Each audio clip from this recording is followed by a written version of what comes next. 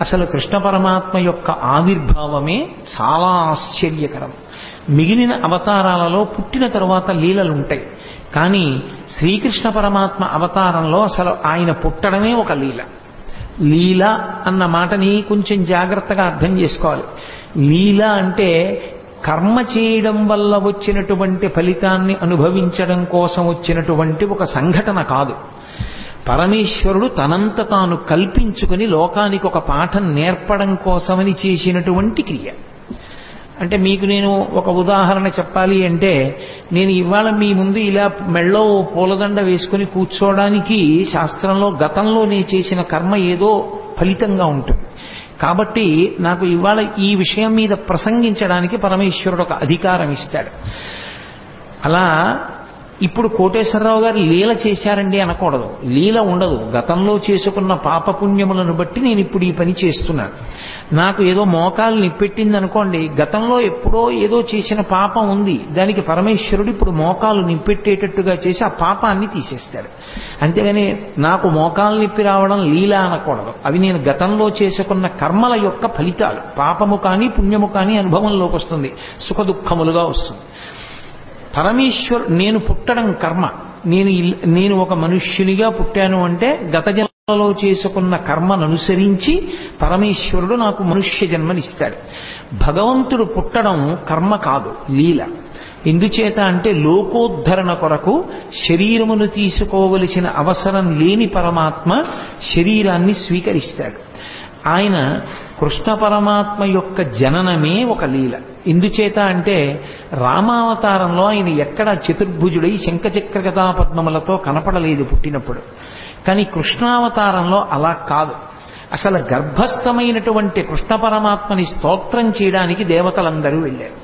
పైగా అసలు కృష్ణ పరమాత్మ పుడుతున్నాడన్న విషయం, ఆ 8వ గర్భానికి కంసుడు చచ్చిపోతాడన్న విషయం 8 గర్భాల ముందు లోక విదితం. కంసుడు అక్కర్లేని పనిని ఒకదాన్ని స్వీకరించాడు. దేవకీదేవికి వసుదేవుడితో వివాహమై వాళ్ళిద్దరూ బయలుదేరినప్పుడు తగుదునమ్మా అని చెల్లెల మీద ప్రేమతో రథానికి సారథ్యం చేస్తానని పగ్గాలు పట్టుకుని బయలుదేరాడు. రథం వెళ్ళిపోతోంది. అశరీరవాణి పలికింది, ఒరే నువ్వు ఎంతో సంతోషంగా ఈమెని తీసుకెడుతున్నావు, కానీ ఈమె యొక్క కడుపున 8వ వాడుగా ఎవడు జన్మిస్తాడో వాడి చేతిలో నువ్వు మరణిస్తావు. అంటే అందరికీ తెలుసు 8వ గర్భంలో పుట్టేవాడే కంసుని మరణానికి కారకుడవుతాడు అని. అందుకే చెల్లెల్ని చంపైపోయాడు కూడా కంసుడు. సరే, కథ నడిచింది. తర్వాత 8వ గర్భం కదా అన్నాడు. ఆ మహానుభావుడు వసుదేవుడు ఆ కంసుణ్ణి కొంతవరకు ఉపశాంతి వహించేటట్టు చేశాడు. వెళ్ళారు. మొట్టమొదటి కొడుకు పుట్టాడు. బావా, మొదటి కొడుకు నన్ను చంపేవాడు కాదు కదా, 8వ కొడుకు కదా, మొదటి కొడుకుని చంపానన్న అపఖ్యాతి నాకెందుకు, 8వ వాడు పుట్టినప్పుడు తీసుకురా బావా, నువ్వు మాట తప్పేవాడివి కాదులే అన్నాడు. 1, 2, 3, 4, 5, 6 బిడ్డల్ని ఇచ్చేశాడు. 7వ వాడు గర్భ సంకర్షణమై బలరాముడిగా పుట్టాడు. ఈ 6 పిల్లల్ని తిరిగి ఇచ్చిన తర్వాత నారదుడు వచ్చి, ఏమనుకుంటున్నావో పిచ్చివాడా, వీళ్ళందరూ దేవతాంశ సంభూతులే, నిన్ను చంపడానికి పుట్టిన వాళ్లే అన్నాడు. అయ్య బాబోయ్ అలాగా అన్నాడు. మళ్ళీ 6 పిల్లల్ని పిలిపించి చంపేశాడు. 7వ వాడు సంకర్షణుడై రోహిణీదేవికి జన్మించాడు. ఇక 8వ గర్భంలో పుట్టేటటువంటి వాడు తనని చంపేవాడే అన్న విషయం కంసుడికి అతి విశ్వసనీయంగా తెలుసు. కాబట్టి అది భగవదంశ అన్న విషయం కూడా స్పష్టంగా తెలుసు. ఎందుకంటే నిన్ను చంపడానికి శ్రీమన్నారాయణుడే ఆవిర్భవిస్తున్నాడు అని నారద మహర్షి చెప్పేశారు. కాబట్టి రాక్షసుడైన కంసుడు ఎంత జాగ్రత్త తీసుకున్నాడంటే, రాక్షసత్వము అన్న మాటకు అర్థం ఏమిటో అక్కడ అర్థమవుతుంది. అసలు అంత జాగ్రత్త తీసుకున్నాడు. లోపల సూతికాగృహం నిర్బంధం, దేవకీదేవిని స్వేచ్ఛగా ఉంచాడు. వసుదేవుడి కాళ్ళుకి చేతులకి బంధనాలు వేశాడు. ఎదురుగుండా భార్య ప్రసవం. ఆమె ఎంత బాధపడుతున్నా భర్త లేచి కనీసం గుక్కెడు మంచినీళ్లు కూడా ఇవ్వలేడు. కాబట్టి కాళ్ళకి చేతులకి బంధనాలు వేశాడు. అక్కడ నుంచి చూస్తే సూతికాగృహం ఇక్కడ వరకు కనపడాలి, అలా ఏర్పాటు చేశాడు. విచ్చుకత్తులు పట్టుకుని తిరుగుతూనే ఉండాలి. 8వ గర్భం పుట్టగానే ఏడుపు వినబడగానే పిల్లాన్ని చంపేయాలి. అది కూడా ఎంత భయంకరంగా చంపేవాడంటే, పిల్లల కాళ్ళు పట్టుకుని గిరగిరా తిప్పి బండకేసి కొట్టేవాడు. కాబట్టి పిల్లవాడు ఏడవగానే నాకు తెలియాలి. అసలు పడుకునేవాడు కాదు, నిద్రపోయేవాడు కాదు, ఏది చేస్తున్నా సరే 8వ గర్భం వచ్చేస్తోంది అదే బెంగ. ఇంత బెంగ పెట్టుకున్నప్పుడు శ్రావణ మాసంలో అష్టమి తిథి నాడు అర్ధరాత్రి కటిక చీకట్లో కారాగారంలో లోకాలన్నింటినీ పరిపాలింపవలసినటువంటి పరమాత్మ, ఆయనకి తెలియదు ఎవడెంత జాగ్రత్త తీసుకున్నా ఆయన మాయయందు ఎవరు దాటి యువతలకి రాగలిగిన వాడు. మమ మాయా దురత్యయ అంటాడు. ఒక్కసారి ఆ మాయనంతటినీ కమ్మాడు. ఎక్కడి వాళ్ళక్కడ గాఢ నిద్రలోకి వెళ్ళిపోయారు. దేవకీ వసుదేవులు తప్ప ఎవ్వరూ లేరు. ఆఖరికి చిత్రం ఏమిటంటే దేవకీదేవి గర్భమునందున్నటువంటి శ్రీమన్నారాయణుణ్ణి 33 కోట్ల మంది దేవతలు చతుర్ముఖ బ్రహ్మగారితో కలిపి వచ్చి స్తోత్రం చేశారు. ఆయన పుట్టవలసిన సమయం ఆసన్నమైంది. ఏ విధమైనటువంటి ఇబ్బంది లేకుండా శిశోదయం అయిపోయింది. పిల్లాడు పుట్టాడు. లోకంలో ఎక్కడైనా పిల్లవాడు పుడితే తల్లిదండ్రులు సంతోషిస్తారు తప్ప పిల్లవాడికి తల్లిదండ్రులు నమస్కారం చేసి స్తోత్రం చేసినటువంటి సందర్భం ఉండదు. ఆఖరికి వామనమూర్తి పుట్టినప్పుడు కూడా నన్ను కన్న తండ్రి నా పాలి దైవమా నా తపప్పలంబ నా కుమార నాదు చిన్ని వడుగ నా కుల దీపక రగదయ్య భాగ్య రాశివగుచు అంటుంది. నా కొడుకనే అంటుంది అదితి. కానీ శ్రీకృష్ణ పరమాత్మ యొక్క అవతారంలో మాత్రం పుడుతూనే ప్రాకృత శిశువుగా కనపడలేదు.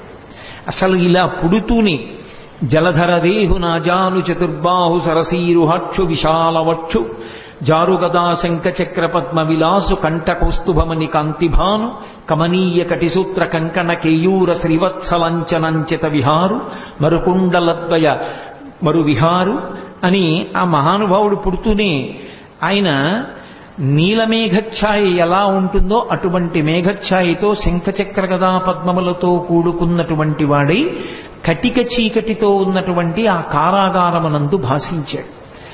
ఈ పిల్లవాడిని చూశాడు వసుదేవుడు. ఆశ్చర్యపోయాడు. ఇదేమిట్రా, సాక్షాత్ శ్రీమన్నారాయణుడు కొడుకుగా పుట్టాడు. బాలు పూర్ణేందు రుచిజాలు భక్త లోకపాలు సుగుణాలవాలు కృపావిశాలు చూచి తిలకించి పులకించి చౌద్యమంది ఉబ్బి చెలరేగి వసుదేవుడు ఉత్సహించే అన్నారు పోతన గారు. బాలు పూర్ణేందు రుచిజాలు భక్త లోకపాలు, భక్తుల్ని లోకాల్ని పరిపాలించగలిగినటువంటి పరమాత్మ చిన్న పిల్లవాడిగా శంఖచక్ర గదా పద్మములతోటి శ్రీమన్నారాయణుడిగా ఆవిర్భవిస్తే వసుదేవుడు ఆశ్చర్యపోయి ఆ పిల్లవాడిని పట్టుకుని స్తోత్రం చేశాడు. సర్వము నీలోనిదిగా సర్వాత్మడవాత్మమత్తు సంపన్నుడవై సర్వమయుడుగు నీకును సర్వేశ్వర లీవులోను సంధులు వెలయన్నన్నాడు. ఈశ్వర, ఈ సమస్తము నీ చేత నిండి నిబిడీకృతమైపోయింది. అటువంటి వాడివి మా కోసం నువ్వు కొడుకుగా పుట్టావా అని స్తోత్రం చేశాడు. దేవకీదేవి స్తోత్రం చేసింది. అసలు ఆ స్వరూపం ఎంత మంగళప్రదంగా ఉంటుందో చూపించారు పోతన గారు. జలధరదేహు అంటూ ప్రారంభించారు. జలధరదేహు అంటే మేఘము వంటి శరీరమున్నవాడు అని. మేఘమునకు 2 లక్షణాలు ఉంటాయి. ఒకటి కాంతి, ఒకటి చల్లతనం. ఆ నలుపు ఏదో బొగ్గు నలుపులా ఉండదు. దానిలో విశేషమైనటువంటి కాంతి ఉంటుంది. కాంతి ఉంది కదా అని వెచ్చతనం ఉండదు, చల్లతనం ఉంటుంది. ఆయన యందు 2 ఉన్నాయి. ఒకటి కాంతి భా, అదే ఆచార్యతత్వమై కృష్ణం వందే జగద్గురుం అయింది. రెండవది చల్లతనం, అదే భక్తుల్ని పరిపాలించేటటువంటి గుణంగా ప్రకాశించింది. అందుకే శ్రీకృష్ణ పరమాత్మ పాండవులని ఆదుకోవడానికి పడినటువంటి కష్టాలు అన్నీ ఇన్నీకో. అన్ని కష్టాలు పడ్డాడు మహానుభావుడు. జలధరదేహు నాజాను చతుర్బాహు సరసీరుహక్షు విశాలవక్షు జారు గదా శంఖచక్ర పద్మ విలాసు కంఠ కౌస్తుభమణి కాంతిభాను కమనీయ కటిసూత్ర కంకణ కేయూర శ్రీవత్సలంచనంచిత విహారు మరుకుండల ప్రభాయుత కుండల లలాటు వైఢూర్య మణిగణ వరకిరీటు బాలు పూర్ణేందు రుచిజాలు భక్త లోకపాలు సుగుణాలవాలు కృపావిశాలు చూచి తిలకించి పులకించి చూజ్యమంది ఉబ్బి చెలరేగి వసుదేవుడు ఉత్సహించే అని ఆ చిన్ని కృష్ణుణ్ణి చూసినటువంటి వసుదేవుడు పరమ సంతోషాన్ని పొందాడు. దేవకీదేవి అంత ఆనందాన్ని పొందింది. వాళ్ళకి కొడుకుగా పుట్టినటువంటి కృష్ణ పరమాత్మ దేవకీ వసుదేవులతో చెప్పాడు, నేను ఇది 3వసారి మీ కడుపున పుట్టడం. ఏ తల్లిదండ్రులు కన్నారో ఆ తల్లిదండ్రులకు తెలియదు. ఏ పిల్లవాడు పుట్టాడో ఆయన తల్లిదండ్రులతో చెప్తున్నాడు. ఇది లోకంలో ఎక్కడా జరగదు. అంత విచిత్రమైనటువంటి లీల. తల్లిదండ్రులు ఎక్కడైనా మా కొడుకని వాళ్ళకి తెలుస్తుంది, పిల్లవాడికి నేను వీళ్ళ బిడ్డన్నన్న విషయం కూడా వాడికి తెలియదు. వాడిని నిజంగా పొత్తిళ్లలోనే ఇంకోళ్ళు తీసుకెళ్లి పెంచారనుకోండి, ఎవరు పెంచారో వాళ్లే తల్లిదండ్రులు అనుకుంటాడు వాడు. అటువంటిది ఈ చిన్ని కృష్ణుడు దేవకీ వసుదేవులకు చెప్పాడు. ఎందుకని? పరమాత్మ స్వరూపం గనక. నేను 3వసారి మీ కడుపున పుట్టాను. ఒకసారి ఈయన పేరు పృష్ణి, నీ పేరు పృష్ణి దేవకీదేవి, ఆయన పేరు సుతపుడు వసుదేవుడు. మీ ఇద్దరు నా గురించి 12,000 దివ్య సంవత్సరములు తపస్సు చేశారు. నేను మీకు ప్రత్యక్షం అయ్యాను. ఏం కావాలని అడిగాను. నీలాంటి కొడుకు కావాలన్నారు. మీరు మోక్షం అడగలేదు. నాలాంటి కొడుకు నేను తప్ప ఇంకొకడు లేడు, అందుకని నేనే మీ కడుపున 3 మార్లు పుడతానని వరమిచ్చాను. ఆ జన్మలో మీకు పృష్ణి గర్భుడు అన్న పేరుతో పుట్టాను. వేరొకసారి మీరు మరిచిపోయినా నేను మరిచిపోలేదు. మీరు కశ్యప ప్రజాపతి అదితిగా ఉండగా వామనమూర్తిగా పుట్టాను. 3వ మాట ఇదే చిట్ట చివరిసారి మీ కడుపున నేను పుట్టడం. ఇది 3వసారి పుట్టాను. ఈ జన్మలో నా పేరు శ్రీకృష్ణుడు అని పిలుస్తారు. మీరిద్దరూ దేవకీ వసుదేవులని పిలవబడ్డారు. ఈ 3వ జన్మలో నేను శ్రీకృష్ణ పరమాత్మగా మీ కడుపున ఆవిర్భవించినప్పుడు చేసినటువంటి లీలల్ని మీరు నిరంతరం స్మరించిన కారణం చేత మీ మనసుని పట్టినటువంటి పాపరాశి ధ్వంసమై ఇక మళ్లీ పుట్టవలసిన అవసరం లేని పునరావృత్తి రహిత శాశ్వతమైనటువంటి శివసాయుజ్య స్థితిని మోక్ష రూపంలో మీరు పొందుతారు. కాబట్టి నా లీలను స్మరించడమే మీకు ఉత్తమోత్తమమైనటువంటి లక్షణం అన్నాడు. పరమాత్మ ఆ జన్మలో వాళ్ళకి పిల్లాడిగా పుట్టి కూడా నేను మీ దగ్గర పెరగను. ఓ వసుదేవా, నువ్వు నన్ను తీసుకుని తల మీద పెట్టుకో. తెలుగు భాగవతంలో అయితే ఆంధ్ర భాగవతంలో గుండెల మీద పెట్టుకున్నాడు అని. నన్ను తీసుకుని ఈ అంతఃపురం నుంచి బయటికి వెళ్ళిపో. రాజ్యానికి సరిహద్దులో యమునా నది ప్రవహిస్తోంది మధురా నగరం దగ్గర. ఆ యమునా నది త్రోవ ఇస్తుంది, దాటి నందవ్రజానికి చేరుకో. నందవ్రజంలో ఇదే సమయానికి యోగమాయ పుట్టింది. అందుకే నారాయణ నారాయణి అన్నా చెల్లెళ్ళు పార్వతీదేవి శ్రీ మహావిష్ణువు. యోగమాయ పుట్టి ఉన్నది. నన్ను తీసుకెళ్లి అక్కడ పడుకోబెట్టి ఆ ఆడపిల్లని తీసుకెళ్లి మళ్ళీ వెనక్కొచ్చేసిన తరువాత మళ్లీ నువ్వు అంతఃపురంలోకి వచ్చి కాళ్ళకి చేతులకి సంకెళ్ళు పడిపోయి యథాస్థితిని పొందిన తరువాత ఆడపిల్ల ఏడుస్తుంది. ఏడిచిన తరువాత కంసుడు లేస్తాడు. కాబట్టి నన్ను తీసుకెళ్లి నందవ్రజంలో విడిచిపెట్టాయి అన్నాడు. సరేనన్నాడు. ఆ పిల్లవాడిని తీసుకున్నాడు. బయటికి బయలుదేరాడు. ఆశౌరికి తెరవెసగెను ప్రకాశోద్దత తుంగ భంగ కలిత ధరా సాకాశయగు యమున మును సీతేశునకు పయోధి త్రోవ ఇచ్చిన భంగిన్నన్నారు పోతన గారు. సముద్రం ఎలా రామచంద్రమూర్తికి దారిచ్చేసిందో అలా యమునా నది కూడా దారిచ్చేసింది. ఎవరికి? కృష్ణ పరమాత్మని తల మీద పెట్టుకున్నటువంటి వసుదేవుడికి.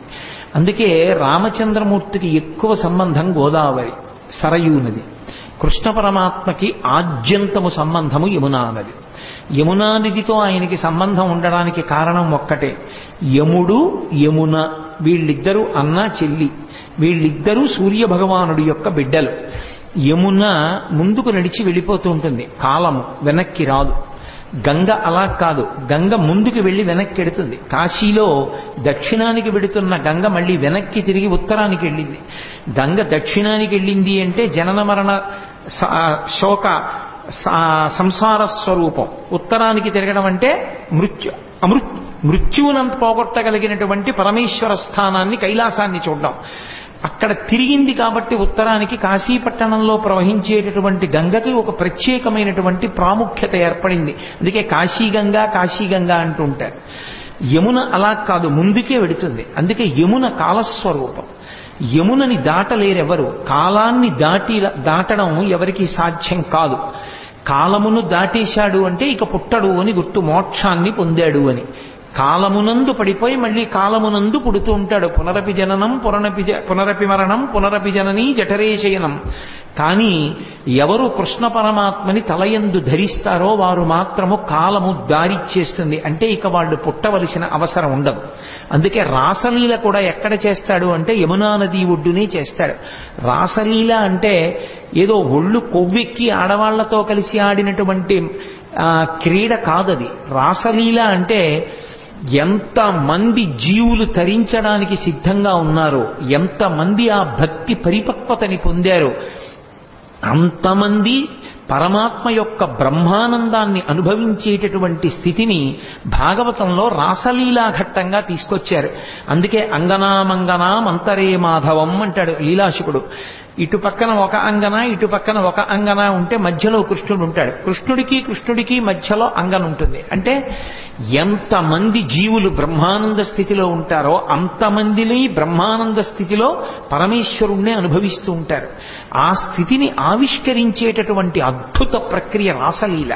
అది కాలాతీత స్థితిని చూపిస్తుంది. కాబట్టి యమున ఒడ్డునే చేస్తాడు కృష్ణ పరమాత్మ. అంతటి మహానుభావుడు. అదే ఆయనలో ఉన్నటువంటి మెరుపు. అందుకే కృష్ణుని యొక్క లీలలను అర్థమై తెలుసుకుంటే జ్ఞానము కలుగుతుంది. ఒకవేళ వాటి లోపల ఉన్న విశేషం తెలియకపోయినా పరమభక్తితో కృష్ణలీలల్ని విన్నంత మాత్రం చేత ఒక లక్షణం కలుగుతుంది. అది మీరు తెలిసి వినండి, తెలియక వినండి. మీరు మనసు మాత్రం ఆర్ద్రతతో సంస్కారవంతంగా భక్తితో ఆ లీలల్ని వింటే, కృష్ణ పరమాత్మ యొక్క స్పర్శ మనసుకి తగిలితే, ఆయన తగలగానే పాపమంతా కూడా తొలగిపోతుంది. అందుకే కృష్ణలీలల్ని ఎందుకంత గొప్పగా చెప్పుకుంటారు లోకంలో అంటే, కృష్ణలీలలు మనసుకి తగిలితే, మనసుకి కృష్ణుడితో సంపర్కం ఏర్పడితే అది పాప దాహకత్వానికి కారణమవుతుంది. అందుకు మహానుభావుడు అన్ని లీలలు చేశాడు. అది ద్వాపర యుగంలో జరిగింది. కలియుగంలోకి వచ్చేటప్పటికి భాగవతం పేరుతో వాటిని వింటాం. అందులో ప్రధానమైనటువంటివి జారలీల, చోరలీల. మీరు చూడండి, జారలీల అంటే సాధారణంగా ఎప్పుడు స్మరిస్తారంటే రాత్రి వేళ స్మరిస్తారు. ఏదో కృష్ణుడు ఇంతమంది గోపికలతో తిరిగాడని. చోరలీల అంటే తెల్లవారగానే స్మరిస్తారు. ఏదో పక్కింట్లో లేకపోతే పక్క సందులో కుక్కలు ఎక్కువ మురిగాయి అనుకోండి, ఏమిటి రాత్రి కుక్కలు అన్ని మురిగాయి, ఏమైనా దొంగతనం జరిగిందా అంటారు. చోరలీల తెల్లవారుజామున స్మరింపబడుతుంది, జారలీల రాత్రి స్మరింపబడుతుంది. నిందాపూర్వకంగానైనా సరే కృష్ణుడు రాసలీల చేశాడు అని రాత్రి స్మరించిన, నిందాపూర్వకంగానైనా సరే కృష్ణుడు దొంగతనం చేశాడని ఉదయం వేళ స్మరించిన, రాబోయే కలియుగంలో జారత్వము, చోరత్వము ఈ రెండిటి గురించి ఎక్కువ మంది చదువుకుంటారు, ఎక్కువ మంది మాట్లాడుకుంటారు. తెల్లవారి లేచి పేపర్ తీస్తే ఏముంటుంది? ఎవడు ఎత్తుకుపోయాడు, ఎవడు చట్టాన్ని పాడు చేశాడు, ఈ విషయాలే ఉంటాయి. దొంగతనాలు కావేమిటి అవన్నీ? అవి చదువుకుంటే పాపం. కనీసం దాని మీద అనురక్తి కొద్దీ కృష్ణుడి యొక్క చోరలీల చెప్పుకుంటే, కృష్ణుడు చేసిన దొంగతనమని మాట్లాడినా సరే అది మోక్షానికి కారణం. రాత్రి జారలీల మాట్లాడుకుంటే కృష్ణుడు జారుడన్నా సరే ఆయనకేం బెంగలేదు. కానీ కృష్ణ అన్న మాట ఎత్తారు కాబట్టి అది పాపాన్ని దహింపచేస్తుంది. అందుకే అసలు ఆయన పేరే కృష్ణ. కృష్ణ అంటే నిరతిశయ ఆనంద స్వరూపుడు అని అర్థం. అది నిరతిశయ ఆనందం. ఆ ఆనందంలో ఇంకా ఎక్కడా కూడా దుఃఖ స్పర్శ అనేటటువంటిది ఉండదు. అంత మహాద్భుతమైనటువంటి అవతారం శ్రీకృష్ణావతారం. అటువంటి శ్రీకృష్ణావతారం యమునా నదితో ఎక్కువగా సంబంధాన్ని కలిగి ఉంటుంది. అందుకే మళ్ళీ ఒకసారి వెనక్కి రండి. వసుదేవుడు చెప్తే ఆ కృష్ణ పరమాత్మని తల మీద పెట్టుకుని వసుదేవుడు బయలుదేరి వెడుతుంటే యమున దారిచ్చింది. యమున దారిచ్చింది అన్న మాటకు అర్థం ఏంటంటే కాలము దారి విడిచిపెట్టేసింది అని. ఎవరికి కృష్ణుడు తల మీద ఉంటాడో వాడికి కాలము దారి విడిచిపెడుతుంది. నందవ్రజానికి వెళ్ళాడు. ఏమి ఎందుకు ఉండకూడదు మధురానగరంలో? మధురానగరంలో కృష్ణుడు ఉండడు. ఎంతకాలం ఉండడు? కృష్ణుడు ఎంతకాలం ఉండడు అంటే కంసుడు ఉన్నంత కాలము కృష్ణుడు ఉండడు. కంసుడు మధురని విడిచిపెట్టేస్తే, కంస సంహారం అయిపోతే కృష్ణుడు మధురలోనే ఉంటాడు. కంసుడు మధురని పరిపాలించినంత కాలం కృష్ణుడు నందవ్రజంలో ఉంటాడు. దాని అర్థం ఏమిటంటే మధ్యలో యమునా నది ఉంటుంది. నందవ్రజంలో ఉండడము అన్న మాటకు అర్థం ఏమిటంటే ఎప్పుడూ భగవద్భక్తితో అరమరికలు లేకుండా సంతోషంగా ఉండేటటువంటి వాళ్ళు సద్గుణోపేతులు ఎక్కడున్నారో అక్కడ భగవానుడు ఉంటాడు తప్ప, కామంతో ఉండేటటువంటి వాళ్ళు, ఎప్పుడూ కోరికలతో ఉండేటటువంటి వాళ్ళు ఉన్న చోట భగవానుడు ఉండలేడు. అందుకే మధుర అంటే తీయనైనది అని. మధురమైన తలంపులతో కంసుడు గత జన్మలో కాలనేమి కోర్కెలతో వెంపర్లాడుతూ కంసుడు మధురని పరిపాలించినంత కాలం కృష్ణుడు ఉండడు, నందవ్రజంలో ఉంటాడు. కంస సంహారం అయిపోతే, అదే కృష్ణుడి చేతిలో కంసుడు మడిసిపోతే మధురానగరంలో ఉండిపోతాడు. అప్పుడు ఆ మనసు పవిత్రం. కంసుడు లేని మనసు పవిత్రం. మీరు ఎక్కడ అన్వయం చేయండి అంతే. అందుకే కాముడు ఉన్న చోట రాముడు ఉండడు అంటారు. కామకోటికి రామకోటికి తేడా ఏమి అని వారు పరమాచార్య స్వామి. కాబట్టి కాముడున్న చోట రాముడు ఉండలేడు, ఆయనకి చోటు ఉండదు అక్కడ. రాముడున్న చోట కాముడు ఉండే అవకాశం ఉండదు. భగవత్తత్వమునందు రమించే హృదయంలో కామానికి చోటు లేదు. భగవత్తత్వంలో రమించడానికి అవకాశం లేని చోట కాముడు మాత్రమే ఉండే అవకాశం ఉంటుంది. అందుకే కాముడు రాముడు, కృష్ణుడు కంసుడు, ఇవి రెండు ఎప్పుడు ఒకరుంటే రెండవ వారు ఉండరు. ఆఖరికి మాత్రం భగవంతుణ్ణి నమ్ముకున్న భక్తుడికి మాత్రం ఎప్పుడో అప్పుడు కంస సంహారమో కామ సంహారమో చేసి కృష్ణుడో రాముడో హృదయంలోకి వచ్చి నిలబడడం మాత్రం ఖాయం. ఆ భక్తి మాత్రం ఉండాలి. అందుకే నందవ్రజంలో పడుకోబెట్టి మళ్ళీ ఆడపిల్లని తీసుకుని ఈవలి వైపుకి వచ్చి లోపలికి వెళ్ళి ఆడపిల్లని తీసుకుని దేవకీదేవి పక్కన పడుకోబెట్టి వచ్చి కూర్చున్నటువంటి వసుదేవునికి బంధనములు మాత్రం పడలేదు.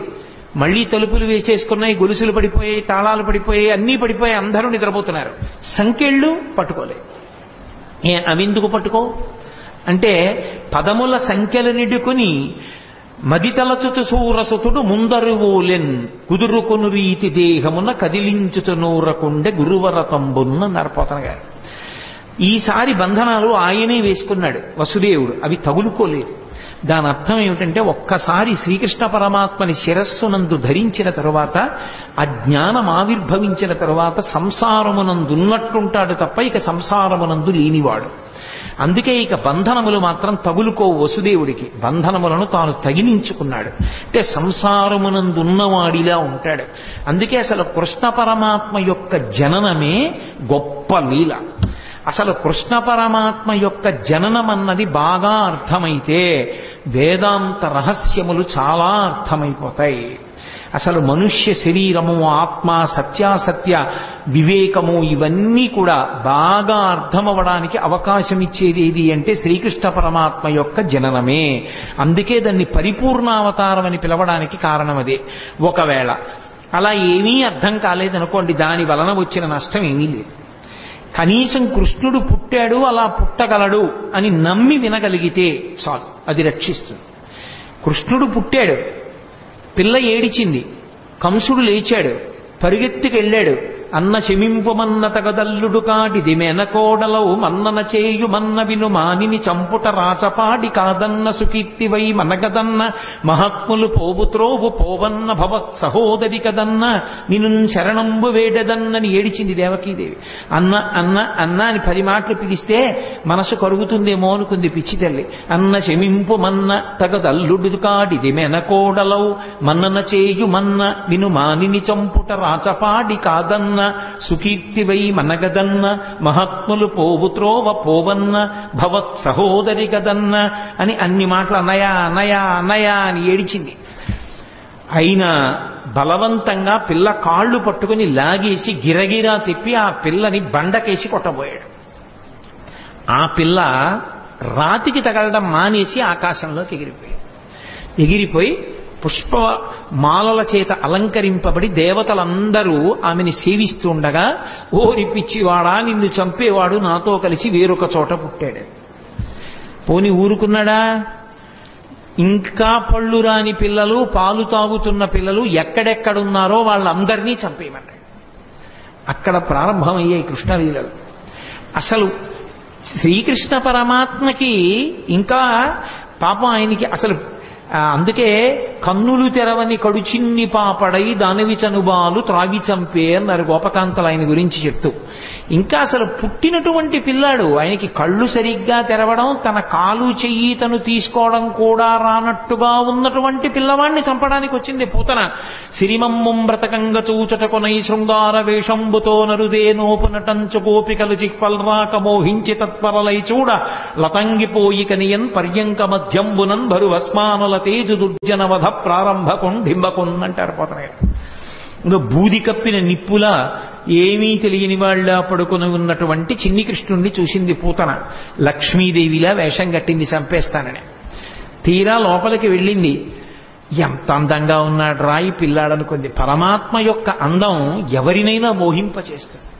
ఎంత అందంగా ఉన్నాడు రా అనుకుంది. అనుకుని ఒరే పిల్లాడా నీకోసమేరా నేను ఇంత వేషం కట్టాను, ఒక్క గుక్కడు పాలు తాగరా నీ అందం ఏమిటో తెలుస్తుందండి. ఎందుకని స్తన్యమునకు విషం పూసుకొని వచ్చింది. స్తన్యం చప్పరించాడో చచ్చిపోతాడు. అందుకని ఆ పిల్లవాడికి వద్దమ్మా వద్దమ్మా అని ఒక పక్క అరుస్తున్నారు యశోద, అక్కడే ఉన్నటువంటి బలరాముని తల్లిని. అయినా సరే రోహిణీదేవి అంటున్నా వినకుండా పిల్లవాడిని తీసుకుని తన స్తన్యం ఇచ్చి పాలివ్వడానికి ప్రయత్నించింది. ఆయనకి తెలియదు ఎంత పసిపిల్లవాడి రూపంలో ఇంకా కళ్ళు విప్పడం కూడా చేత కానటువంటి వాడిగా ఉన్నప్పటికీ వచ్చినదెవరో, ఎందుకు ఎత్తుకుందో, ఎందుకు పాలిస్తోందో ఆయనకి తెలియదు. అది కృష్ణలీలలంటే. అవి అంత పసిపిల్లవాడిగా ఉన్నప్పటికీ సర్వజ్ఞుడు. రామచంద్రమూర్తి అయితే అలా ఉండడు, గురువుల దగ్గర నేర్చుకుంటాడు. కృష్ణుడు అలా కాదు, పసిపిల్లవాడిగా ఉంటూ రాక్షస సంహారం మొదలుపెట్టేశాడు. అందుకే ఆ లోకేశ్వరుడా చరాచర విభుండా బాల గోపాలుడా బాలధ్వంసరి గొంతు గంటిడి వెసన్ బాలెంత చందంబునన్ పాలిండ్లన్ విసమూని వచ్చుటమదించింతించి లోనవ్వుచున్ కాలంకేల కదల్పరాని కరణిన్ కన్మోడ్చి గుర్పెట్టుచున్ అన్నారు పోతన గారు.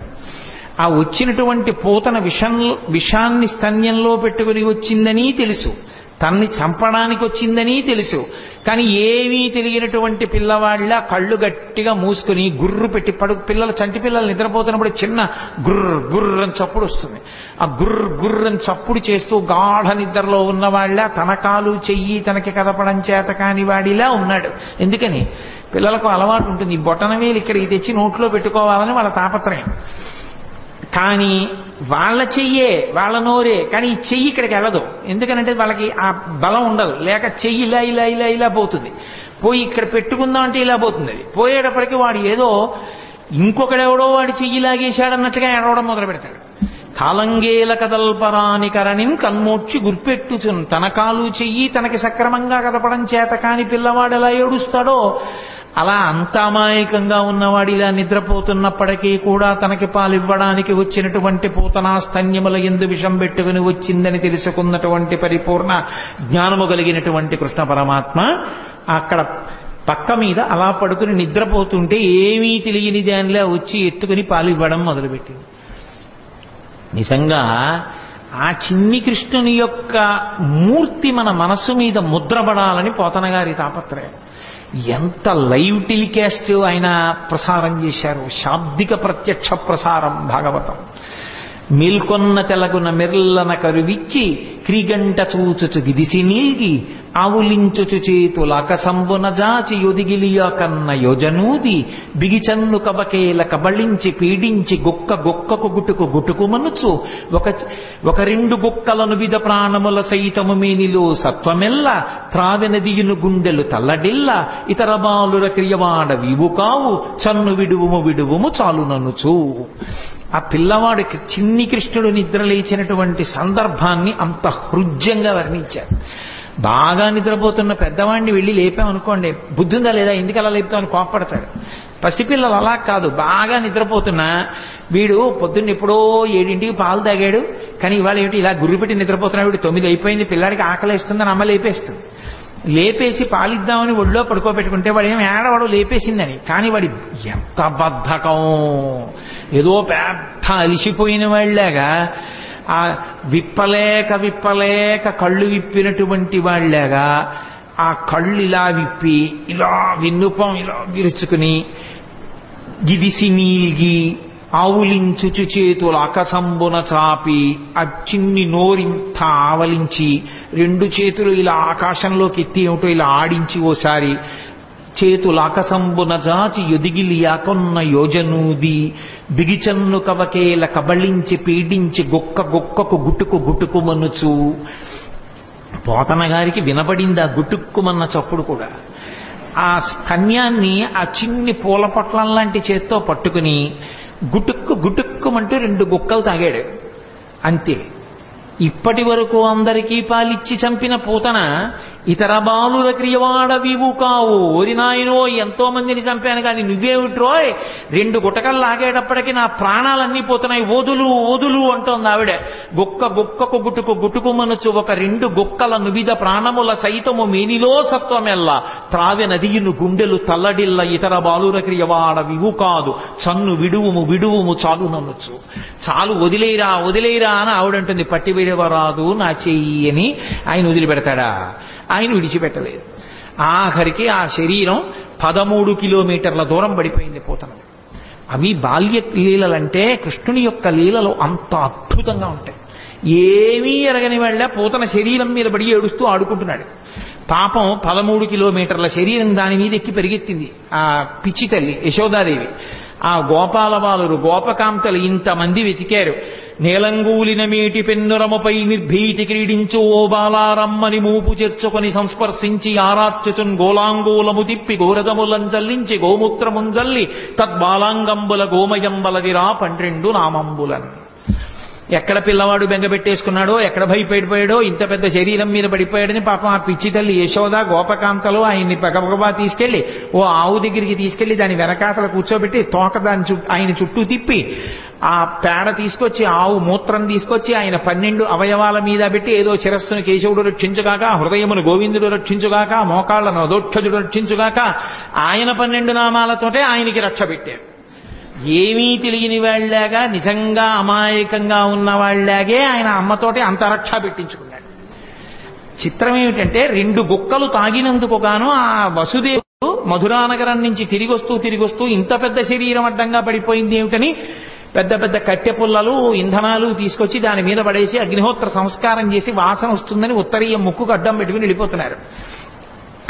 రగిలి పొగులు మగువ దేహము నుండి అగరు పరిమళముల పగలు వెడలే దేహకల్మషములు శ్రీహరిముఖమున త్రావబడుట చేసి భూవరేణ్య అంటారు పోతన గారు. 2 గుక్కలలో నేను నాది అన్న అహంకార మమకారాలన్నీ తాగేశాడు కాబట్టి ఆమె శరీరమునందు ఏ కల్మషం లేదు. అందుకే ఆమె శరీరం కాలిపోతుంటే అగరవత్తులు కాలిపోతున్న సువాసనలు వచ్చాయి. కన్న తల్లి ఏ స్థితి పొందుతుందో అటువంటి స్థితి పూతన పొందేసింది. దీని లోపల ఉన్నటువంటి తత్వం అర్థం అవ్వచ్చు, అర్థం కాకపోవచ్చు. కానీ చిన్ని కృష్ణుడు పాలు తాగి పూతనా సంహారం చేసినటువంటి సందర్భాన్ని వింటున్నప్పుడు మనసు రమించి ఆ చిన్ని కృష్ణుడి మీద హత్తుకుందనుకోండి, చాలు.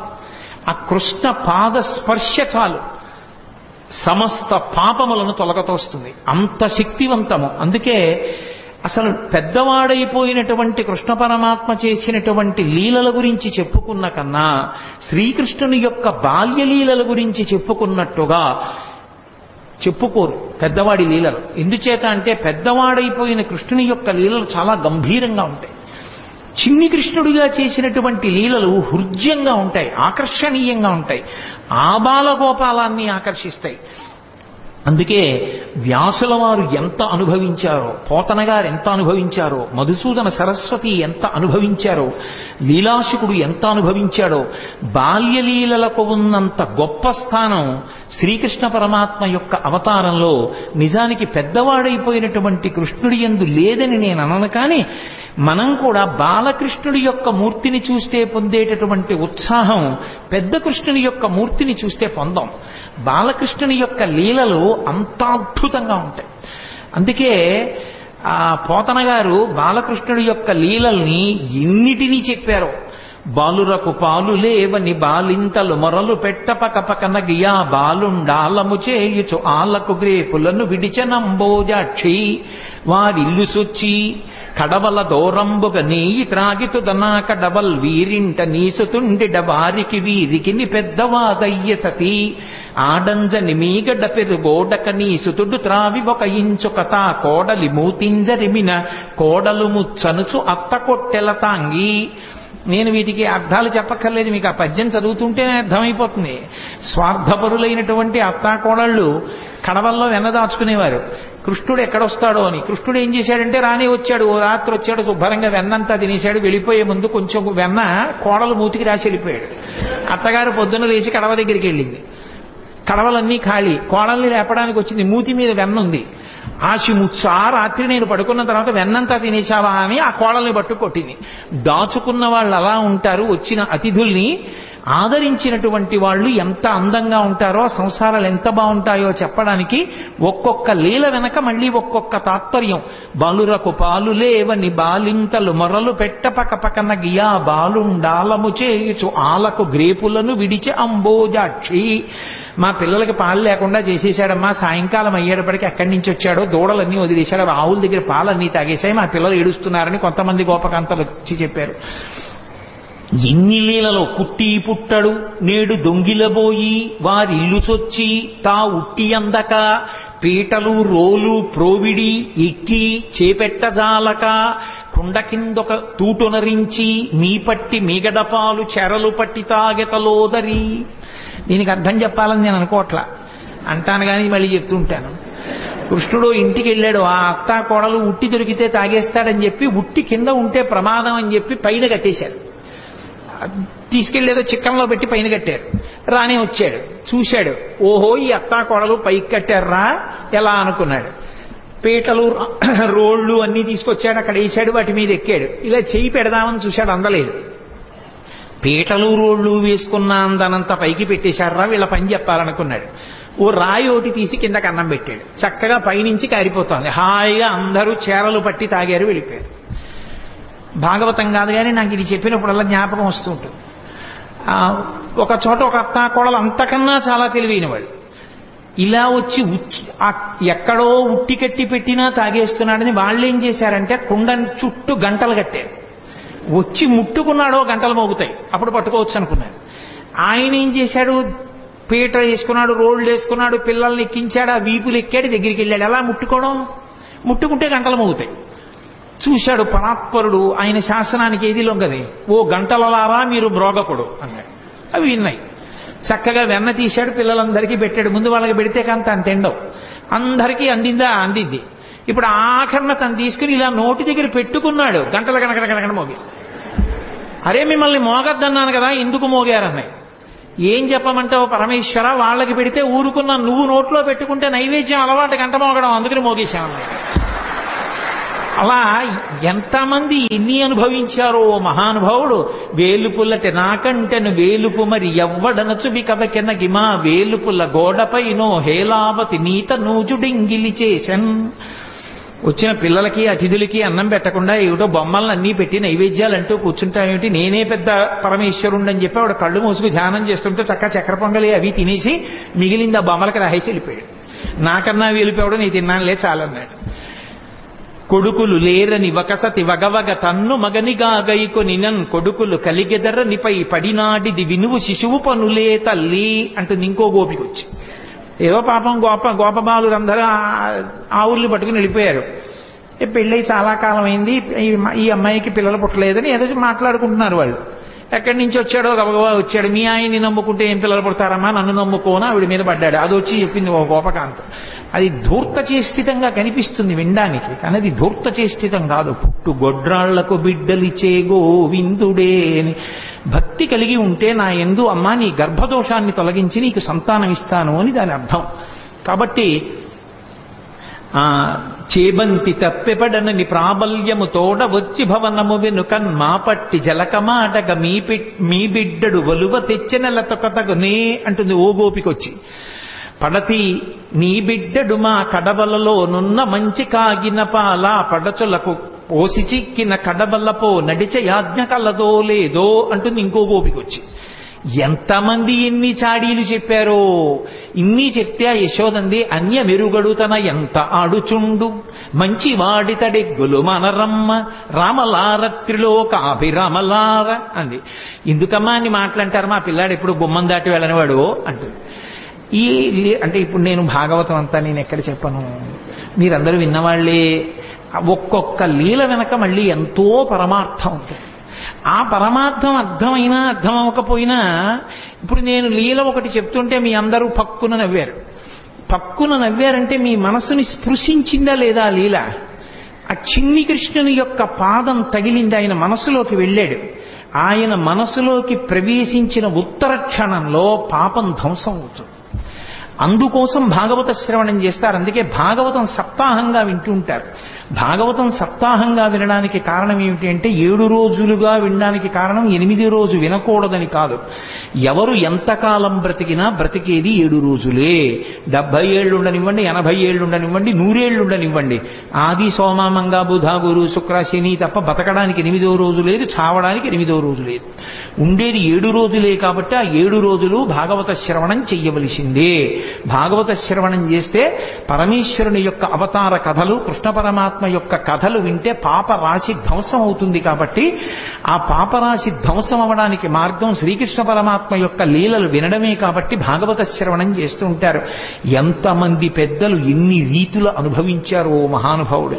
నేను మీకు తెలుసు, నేను తరచుగా అంటూ ఉంటాను, శ్రీకృష్ణ కర్ణ ఎప్పుడు చదివిందో నేను ఈ భాగవతం, శ్రీకృష్ణ కర్ణామృతం ఇవన్నీ ఎప్పుడో ఏదో సభలో అంటుంటాను. కానీ ఎన్నాళ్ళు అయిందో నేను అసలు ఆ పుస్తకాలు ముట్టుకుని చదివి. ఏదో ఇక్కడ ఏదో కృష్ణావతారం అని ఇవాళ పరమేశ్వరుడు జ్ఞాపకానికి తెస్తున్నాడు కాబట్టి ఆ పద్యాలు చేస్తున్నాను అంతేగాని శ్రీకృష్ణ కర్ణామృతంలో ఆ కృష్ణ పరమాత్మ యొక్క లీలలు ఎంత అద్భుతంగా ఆవిష్కరిస్తాడో. ఓ చోట అంటాడు లీలాశకుడు, ఏదో ఒక గోపకాంత చాలా కాలం అయిపోయింది, ఎవరింట్లోనూ చిక్కపట్టలేదు ఈ కృష్ణుడు, వస్తున్నాడు వెన్నెత్తుకుపోతున్నాడు, ఎలా అయినా పట్టుకోవాలి.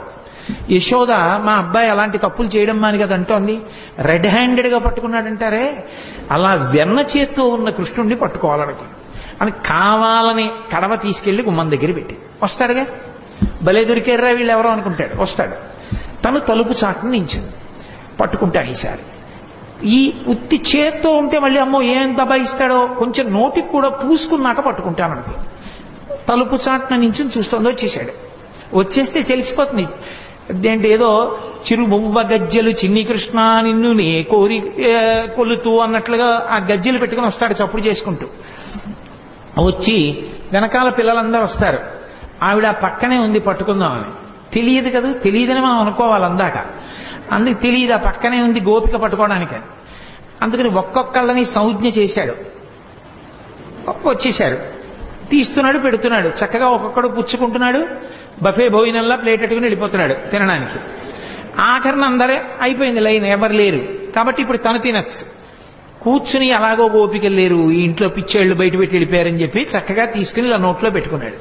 పెట్టుకోగానే గోపిక వచ్చి పట్టుకుని ఆ కృష్ణుణ్ణి చూసింది. పిల్లాడు కదా, భయపడిపోయి ఇలా అనాలి, ఏమీ అనలేదు, ఇలా చూశాడు అన్నాడు. అయ్యబాబోయ్ ఇదేమిటి ఇంత ధైర్యం అనుకుని అసలు ఏమంటాడో చూద్దామని కస్తంబాల. ఎవరు పిల్లాడా నువ్వు? తెలుసు కృష్ణుడని. ఎవరు నువ్వు అని. ఆయన ఏమనాలి? నేను కృష్ణుణ్ణి అనాలి. ఆయన కృష్ణుణ్ణి అనలేదు. బలానుజ, బలరాముడి తమ్ముడు అన్నాడు. మధ్యలో ఆయన ఊసిందుకు? ఆయన ఏమైనా వచ్చాడా, తిన్నాడా, దొంగతనాలు చేశాడా? అంటే ఎక్కువ మందిని ఇన్వాల్వ్ చేస్తే శిక్ష తక్కువ పడుతుందని. అందుకని పాపం ఏ పాపం ఎరగని అన్నగారిని తీసుకొచ్చాడు. నా పేరు చెప్పడం మానేసి అన్నయ్య పేరు చెప్పడం. కస్తంబాల బలానుజ. అమ్మ బాబోయ్, గుండెలు తీసిన బంటు, నీ పేరేమిటంటే బలరాముడి తమ్ముడిని అంటున్నాడు, తన పేరు చెప్పట్లేదని ఆవిడ కిమిహతే, ఇక్కడికి ఎందుకు వచ్చావు? ఓసారి ఇలా చూసి, ఓ మా ఇల్లు కాదా, మన్మందిరాశంకయా, మా ఇల్లు అనుకున్నాను. అమ్మ బాబోయ్ మీ ఇల్లు అనుకుని వచ్చావా? ఇంత నిజంగా గుండెలు తీసిన బంటూరా నాయనా నువ్వు అనుకుని ఓ సరే పోన్లే. యుక్తం తం నవనీత పాత్ర వివరే హస్తం కిమద్ధం యసేహే. బాగుందిరా నాయన, మరి వెన్నకుండలో చెయ్యెందుకెట్టావు? ఆయన అన్నాడు వెంటనేను, అమ్మా కాసేపు గట్టిగా మాట్లాడుకుంటా ఉంటావా? మాతకంచనవత్సకం మృగయితం మాదా విషాదం క్షణ ఇత్యేవం వరవల్లవీ ప్రతివచ కృష్ణస్య పుష్ణాతునః. ఎందుకమ్మా అంత గట్టిగా ఊరికే ఏంటి వెన్న కుండలో చెయ్యట్టావు, ఇక్కడికి ఎందుకు వచ్చావు అరుస్తానంటే, మా ఆవు దూడ ఒకటి తప్పిపోయింది, వెన్నకుండలో ఉందేమో అని వెతుకుతున్నాను, కారిస్తే పారిపోతుంది దూడని. వెన్నకుండలో దూడ దూరిందా, చెయ్యి పెట్టి వెతుకుతున్నావా, దూడ పారిపోతుందా అని తెల్లబోయి ఆవిడ చెయ్యి వదిలేసింది, పారిపోయింది.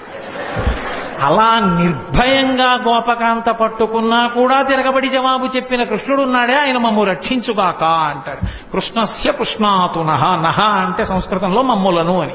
శంకరాచార్యుల వారు సౌందర్యలహరిలో ఎక్కువ వేస్తారు నహ అన్న శబ్దాన్ని. కాబట్టి కృష్ణస్య పుష్ణాతునః, మమ్ము రక్షించుగాక. అబ్బో ఇన్ని అనుభవించాడండి, ఒకటా రెండా?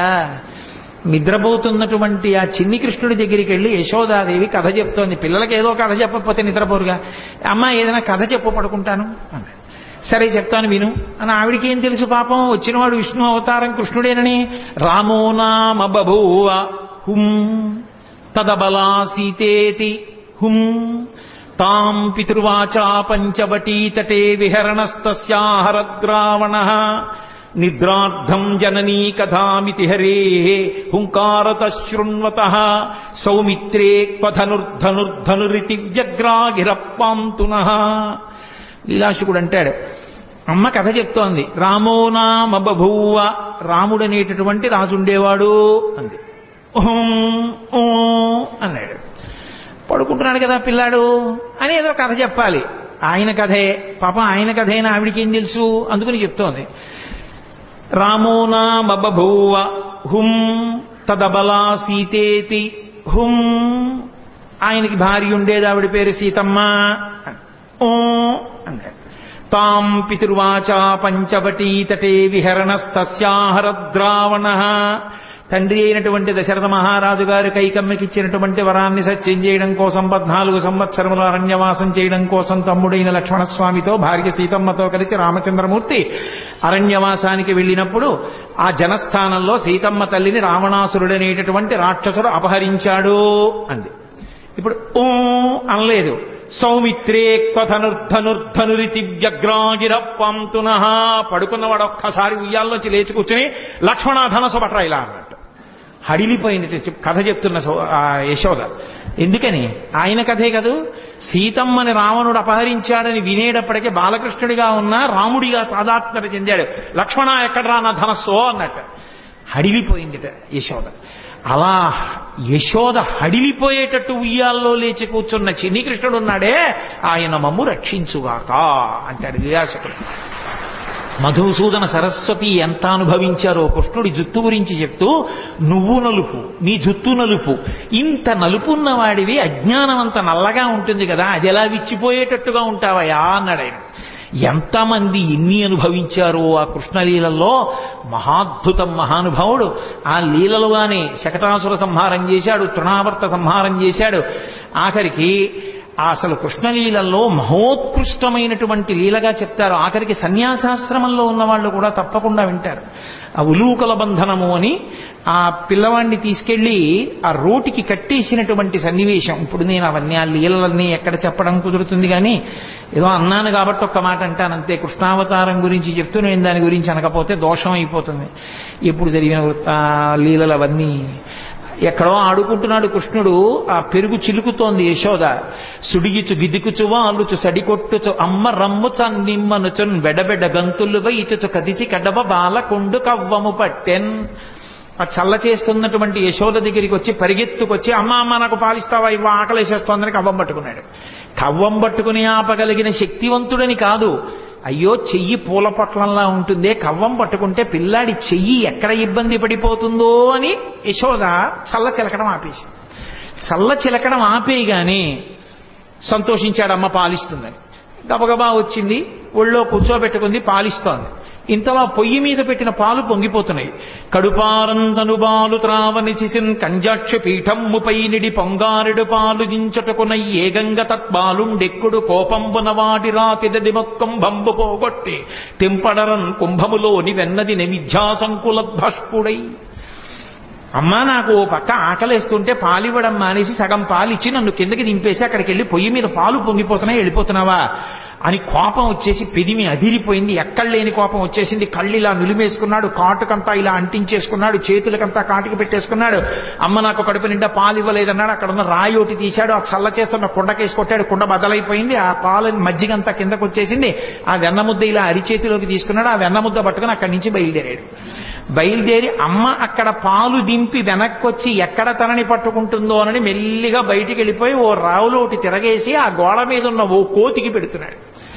పెడుతుంటే అమ్మ పాలు దింపిటి వచ్చింది.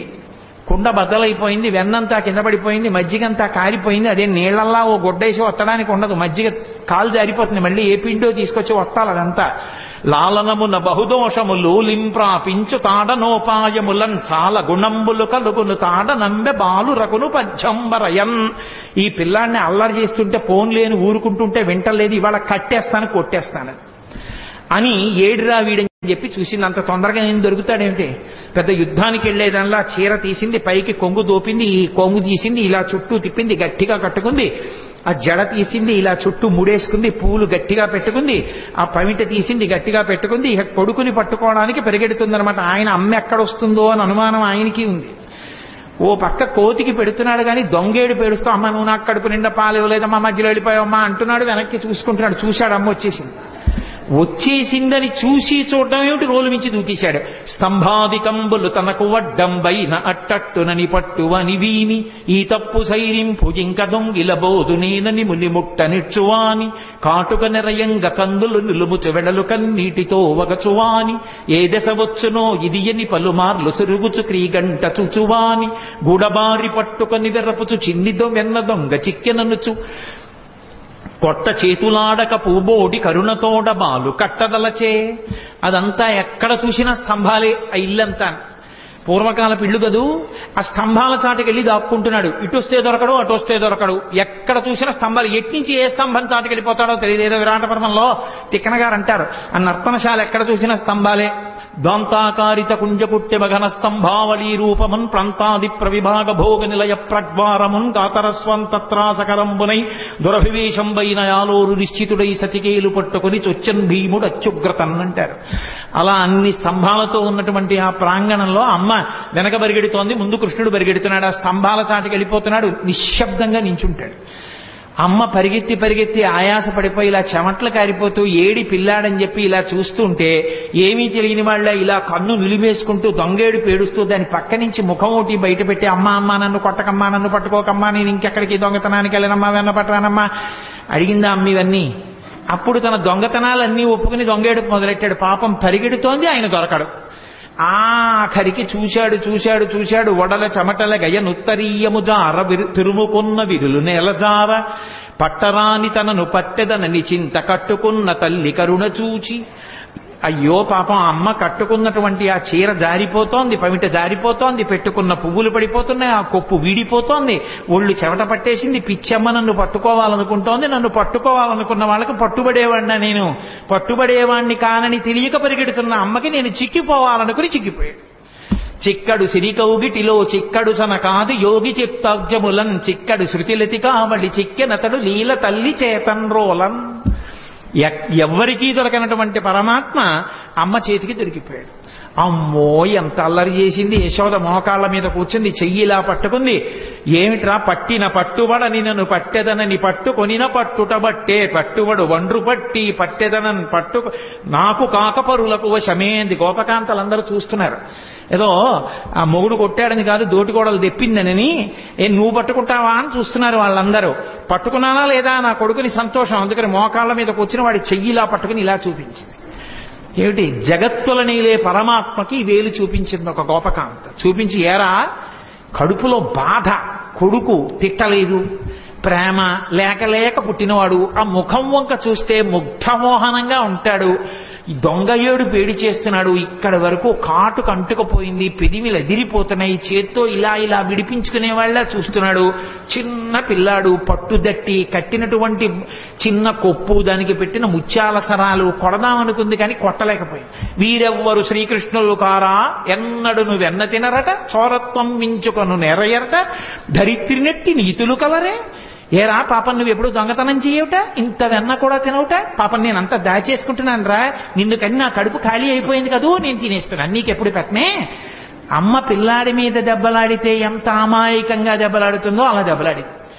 దెబ్బలాడి నిన్ను కట్టేస్తానని వికచకమలనగిన వేరొక ఇంటిలో వెలయరోలు తిరగవేసి ఎక్కి ఆ ఇంట్లో గెడుతోంది, అక్కడికి గెడుతోంది, ఆ రోజు దగ్గరికి గెడుతోంది, ఆ తాడు ముక్కలన్నీ తీసుకొస్తోంది, పొట్ట చుట్టూ తిప్పుతోంది, 2 అంగుళాలు తక్కువ వస్తోంది.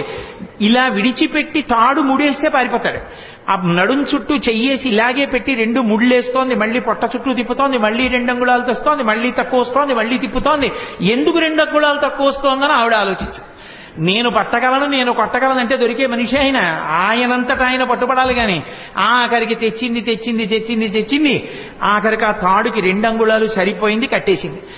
పోతన గారు అన్నారు, జ్ఞానులచే దానులచే మౌనులచే యోగ సంవిధానులచే తన్ పూని నిబద్ధుండగునే శ్రీనాథుడు భక్తియుతుల చేతన్ బోలన్ అన్నారు. నేను కట్టెయ్యాలని తాపత్రయపడి ఒళ్ళంతా చెమట పట్టిన యశోదాదేవికి తాను దొరికిపోవాలని దొరికిపోయినటువంటి చిన్ని కృష్ణుడు తప్ప నిజంగా లోకంలో ఆయనని పట్టగలిగిన వాళ్ళు ఉన్నారా, కట్టగలిగిన వాళ్ళు ఉన్నారా? అలా కట్టేసి తీసుకెళ్లి రోటికి కట్టేసింది. ఉలూకల బంధన లీల అని ఆయన్ని కట్టిన లీల విన్నంత మాత్రం చేత కర్మపాశములు తెగిపోతాయి. అసలు చిన్ని కృష్ణుడిగా ఆయన చేసిన అల్లరి, యశోదాదేవి పొందిన ఆనందం బహుశా ఎవ్వరూ పొందరు. భాగవతం పద్యాలు నోటికొచ్చిన వాళ్ళు ఇంట్లో పసిపిల్లలు ఉంటే పాడుకుని ఎప్పటికప్పుడే ఆ సందర్భాన్ని చూసి ఆ పద్యాలు చదువుకుని సంతోషపడిపోవచ్చు. అసలు ఆ పిల్లలకి స్నానం చేయించడం ఎంత అందంగా వర్ణించారండి పోతన గారు. ఆ పిల్లాన్ని పడుకోబెట్టి బాలునికి నూనె తలయంటి పసుపు రాసి బోర్రు కాడించి హరి రక్ష పొమ్మటంచు జలములొక కొన్ని చుట్టి రాతల్లి దీవించి తొట్ల నుంచి పాడిరయ్యు విదలెల్లా అన్నారు. పసిపిల్లలకి స్నానం చేయిస్తే ఎలా చేయిస్తారో అలా వృద్ధ గోపకాంతలు వచ్చి ఆ పిల్లాన్ని ఇలా కాళ్ళు ఇటువైపు పక్కకి తల కిందకి ఉండేటట్టుగా పడుకోబెట్టి నూనెలో చేయి కృష్ణ పరమాత్మని పడుకోబెట్టుకుని ఆయన ఒళ్ళంతా నూనె రాసి వెనక్కి తిప్పి బోర్లా పడుకోబెట్టి ఆ వీపుకంతా నూనె రాసి ఆయన్ని ఒళ్ళంతా పసుపు రాసేసి ఇలా పైకి తీసి కూర్చోబెట్టి పిల్లాడి తల నిలబెట్టడం చేతకాక ఇలా అంటుంటే తల వెనకాల ఇలా పట్టుకుని ముందు ఇలా చేయి పెట్టమని ఉక్కిరి బిక్కిరి అయిపోతాడని తలమించి గోరువెచ్చటి నీళ్లు పోసేస్తుంటే అంటూ బొత్స అక్కడిస్తూ ఆయన స్నానం చేసిన తర్వాత ఆ నీళ్లు ఇలా చుట్టూ తిప్పి నీకు శ్రీరామరక్ష 1000 ఏళ్ల ఆయుష్ 1000 ఏళ్లు ఐశ్వర్యంతో ఉండాలి, బుట్టడు పిల్లలతోటి 2 బుట్టల మనవలతోటి 3 బుట్టల మునిమనవలతోటి 4 బుట్టల ఇనుమనవలతోటి నీ ఇంటికి ఎప్పుడు అతిథులు వస్తూ ఎప్పుడు కంచాలు వేస్తూ అన్నాలు పెడుతూ ఐశ్వర్యంతో పాండిత్యంతో పద్యాలు చెప్తూ సభా గౌరవాలు పొందుతూ ఎంతో గౌరవాన్ని పొందాలరా నాన్న అని చెప్పి ఆ తల్లి ఆ గోపకాంత ఆశీర్వచనం చేస్తోంది. ఎవరికి? లక్ష్మీనాథుడైనటువంటి పరమాత్మకి. అందుకెళ్ళాడు నందవ్రజానికి. అమాయకుడై వెళ్ళలేదు. వాళ్ళు ఎంత స్వచ్ఛమైన హృదయాలున్న వాళ్ళు. అందుకే ఎవరైనా తనక కొడుకు పుడితే ఆనందిస్తారు. అందులో కొడుకులు లేని వాళ్ళు చాలా మంది ఉన్నారు. అదే యశోదకి కొడుకు పుట్టాడని తెలియగానే వాళ్ళు ఎంత సంతోషపడిపోయారో. ఏమి నోమ ఫలమో ఇంత ప్రొద్దొక వార్త వింటిమ బలలా రవినులలరా మన యశోద చిన్న మగవానిక నెనట చూచివత్తమమ్మ సుధతులార నలనివాడు చలనివాడు చిన్నవాడు చిక్కినాడు ఏ నోమ ఫలమో ఏ పూర్వ ఫలమో అంటూ వాళ్ళందరూ ఆ యశోద దగ్గరికి వెళ్ళి సూతికాగృహంలోకి ఆడవాళ్ళు వెళతారు, మగవాళ్ళు వెళ్ళకూడదు. మగవాళ్ళు బయట నించున్నారు. ఆ నందుడి దగ్గరికి వెళ్ళి నందుడిని అభినందిస్తారు, కొడుకు పుట్టేట కదా అని. నందుడు రాజుగారి దగ్గరికి వెళ్ళేటప్పుడు మరి కొంచెం డాంబికంగా వెళ్ళాలి. మరి కంచుకములు తలకట్లను కాంచన భూషాంబరములు మెరయక గోపకు లేతించిరి మంచి పదార్థములు కొనుచు మాధవు చూడన్. మాధవుడు అన్నారు. పుట్టినవాడు లక్ష్మీపతి, శ్రియప్పతి. అందుకే ఆయన పుడితేట మిగిలిన వాళ్ళకి తెలియలేదు గాని కేళ్లురికె మసలిలేగలు మల్లడిగుని రెంకెలిడియమద వృషభంబుల్ పెళ్ళున ముదుగుల పొదుగుల చల్లించన్ పాలు బాలు సంభవ వేళన్ అన్నారు పోతన గారు. ఈయన పరమాత్మ పరిపూర్ణావతారం కృష్ణుడు మా వెనకాతలు వస్తాడు. మమ్మల్ని అందరినీ ఇలా ఒళ్ళు నిమురుతాడు. సాయంకాలం వేళ మమ్మల్ని కడతాడు. బంధనాలు విప్పే పరమాత్మ మాకు బంధనాలు వేస్తాడు. ఆయనే మమ్మల్ని తడుగుతాడు, ఆయనే మాకు గడ్డి పెడతాడు, ఆయనే పాలు పితుకుతాడు. మా అదృష్టం అన్నయిట. లీలాశుకుడు పొంగిపోయాడు. గోధూళిధూ సరిత కోమల గోపవేషం గోపాల బాలక శతైరనుగమ్యమానం సాయంతనే ప్రతిగృహం పశుబంధనార్థం గచ్చంతమచ్యుత శిశుం ప్రణతోస్మి నిత్యం అన్నాడు. ప్రతిరోజు సాయంకాలం అయ్యేటప్పటికి ఆ ఆవుల్ని దూడల్ని కొన్ని వేల దూడల్ని తరువుకొస్తూ వాటన్నిటికీ పేర్లు పెట్టేవాడు. సే లక్ష్మి, అంబ, కళ్యాణి, సరస్వతి, పార్వతి, మీ అందరిగో వీళ్ళ ఇంట్లోకి వెళ్ళిపోండి అనేవాడు. ఆవులన్నీ వీళ్ళ ఇంట్లోకి వెళ్ళిపోయి ఆ గోపకాంతలందరికీ చిన్ని కృష్ణుడిని చూస్తే సంతోషం. కృష్ణ కృష్ణ ఈ పార్వతి అస్సలు మాట వింటలేదు, కొంచెం కట్టేసి వెళ్ళిపోదు అనేవాడు. అంటే ఆ ఆవు పలు పట్టుకుని ఇలా గట్టిగా లాగుతుంటే డొక్కలు అక్కలించిపోయి ఉరప్పంజరం బయటికి వస్తే ఆ ఆవు నిగడదని నించుని ఆఖరికి ముందుకి గబుక్కును వదిలేస్తే కింద పడిపోయిన కృష్ణుడు మళ్లీ లేచి ఆ పలుపు పట్టుకుని వెళ్ళి కట్టేస్తుంటే ఆ గోపకాంతలు నవ్వేవార్త. అందరి బంధనాలు విప్పేసే కృష్ణ, నువ్వు సాయంకాలం గోధూళి మీద పడి ఉండగా వెళ్ళి ఆ ఆవుల్ని కడుతున్నటువంటి దృశ్యం నా మనసులో నిలబడిపోయింది, ప్రతిరోజు నమస్కరిస్తానన్నాడు లీలార్చకుడు. అందుకే గోధూళి ధూసరిత కోమల గోపవేషం గోపాల బాలక శతైరనుగమ్యమానం సాయంతనే ప్రతిగృహం పశుబంధనార్థం గచ్చంతమచ్యుత శిశుం ప్రణతోస్మి నిత్యం. ప్రతిరోజు నమస్కరిస్తాను ఆ కృష్ణస్వరూపానికి అన్నాడు. ఆవులు దూడలు ఎంత పొంగిపోయాయో, కృష్ణుడు పుట్టాడని షేరు పాలిచ్చే ఆవులు 2 షేర్ల పాలు ఇచ్చేసేట. ఈ ఆభీర కుమారుడు వీరుండై వీరవైరి జేతయునై శ్రీయుతుడై దీర్ఘాయుష్మంతుండగునని పాయక దీవించినప్పుడు బ్రాహ్మణ జనముల్ దుందుబులు మెరసె గాయక సందోహము పాడే సూత సముదాయముతో వందిజనులు కీర్తించిరి కందుగ వీతించ భద్రకాహళ రవముల్ అంటారు పోతన గారు. ఆ నందుడు ఎంత సంతోషపడిపోయాడో, ఎన్ని గోవులు దానం చేసేశాడో. ఆఖరికి వసుదేవుడు కూడా కారాగారంలో ఉండగా పరమాత్మ నా కడుపున పిల్లవాడుగా పుట్టాడని స్నానము చేయక రామిని ఆనంద రసాబ్ధిమగ్నుండై ధేనువులను 10,000 విప్రులకును మానసయోముగా ధారవోసే మరి ఇచ్చుటకున్నాడు. 10,000 గోవుల్ని మానసికంగా ధారపోసేసేట. శ్రీ మహావిష్ణువు నా కొడుకుగా పుట్టాడు అని వసుదేవుడిచ్చాడు. ఓ భద్రకాహళములు మోగై, దుందువులు మెరసై, సూత సముదాయముతో వందిజనులు కీర్తించారు. ఎంత సంతోషపడిపోయారో. అసలు కృష్ణలీలలో అద్భుతం ఏంటంటే, పుట్టిన పిల్లాడికి నీళ్లు పోసి వాళ్ళు తీసుకెళ్లి 11వ రోజున ఉయ్యాల్లో వేశారు. ఉయ్యాల్లో వేసి పడుకోబెడదామని ఉయ్యాలా ఊపుతున్నారు. ఏదో ఎవరికి వచ్చిన పాట వాళ్ళు పాడుతున్నారు. అందరూ ఎంఎస్ సుబ్బలక్ష్మి గారు, లతా మంగేష్కర్ అక్కర్లేదు పిల్లల్ని పడుకోబెట్టడానికి. తల్లి ఎవరు ఏదో పాట పాడుతుంది. ఎంతమంది గోపకాంతలు వచ్చి పాట పాడిన నిద్రపోడే. అందున ఉయ్యాలా ఊపి పడుకోబెట్టేటప్పుడు పిల్లాడు పడుకోవట్లేదంటే పిల్లాడు కనపడుతూ ఉండగా కాకుండా ఇలా ఉయ్యాలా దగ్గరికి చేసి పట్టుకుని ఇలా ఇలా ఇలా ఇలా ఇలా అని పాట పాడి పడుకుని ఉంటాడనుకుని పాపం ఎంతో ఇదిగా ఇలా విప్పి చూస్తే గుడ్లు 2 ఇలా పెట్టుకుని చూస్తున్నాడు. ఏమిటమ్మా పిల్లాడు ఎంతకీ పడుకోడు, ఇదేం పిల్లాడే అని చెప్పి ఆ భుజం మీద వేసుకుని పాట పాడి ఎంతో తిప్పి తిప్పి తిప్పి తిప్పి ఇలా చూడటం కుదరదు కదూ. పడుకున్నాడా అంటే ఏం పడుకున్నాడు, గుడ్లేసుకు చూస్తున్నాడు. ఏం చేసినా పడుకోడు. ఇదెక్కడ పిల్లాడని ఆఖరికి యశోదాదేవి వచ్చి తల్లికి ఆఖరికి పెద్ద బ్రహ్మాస్త్రం ఏంటంటే బోర్లా పడుకోబెట్టేసి వీపు మీద ఇలా ఇలా ఇలా ఇలా కొట్టేస్తుంది. ఆ తొడ ఊపుతాను కొడుతోంది. ఎంతకీ పడుకోడు, వీపు చిట్లిపోతోంది. ఇదేమిటి ఆది కూర్మంగా ఉన్నప్పుడు మందర పర్వతం తిరిగినా బాధపడలేదు కానీ ఈ కృష్ణావతారంలో ఇలా కొట్టేస్తున్నారు, నన్ను ఎందుకు ఇలా ఊపేస్తున్నారు అనుకున్నట్ట. లోకములు నిదురపోవకత నిదురంపని శుభగుడు రమణులు జోకొట్టిపాడ నిదురం గైకొను క్రియ నూరకుండె కనుదెరవకయున్నన్నారు పోతన గారు. ఓహో, ఈ దిక్కుమాలిన ప్రపంచానికి అలవాటు ఉంది, నిద్రపోతుంటారు వీళ్ళు కళ్ళు మూసుకుని. నాకు నిద్రపోవడం అలవాట్లేదు. నేను నిద్రపోతే లోకాలు నిర్వహించేవాడెవరు? నేను పడుకోమని జోకొట్టేస్తున్నారు, నేను కళ్ళు మూసుకోపోతే వీళ్ళు ఇలాగే కొడతారని నిద్రపోయిన వాళ్ళ కళ్ళు మూసుకున్నట్టు. అప్పుడు వాళ్ళు సంతోషపడిపోయి జోజో కమలదల్లి క్షణ జోజో మృగరాజ మధ్య జోజో కృష్ణ జోజో పల్లవకర పద జోజో పూర్ణేందువదన జోజో యనచున్.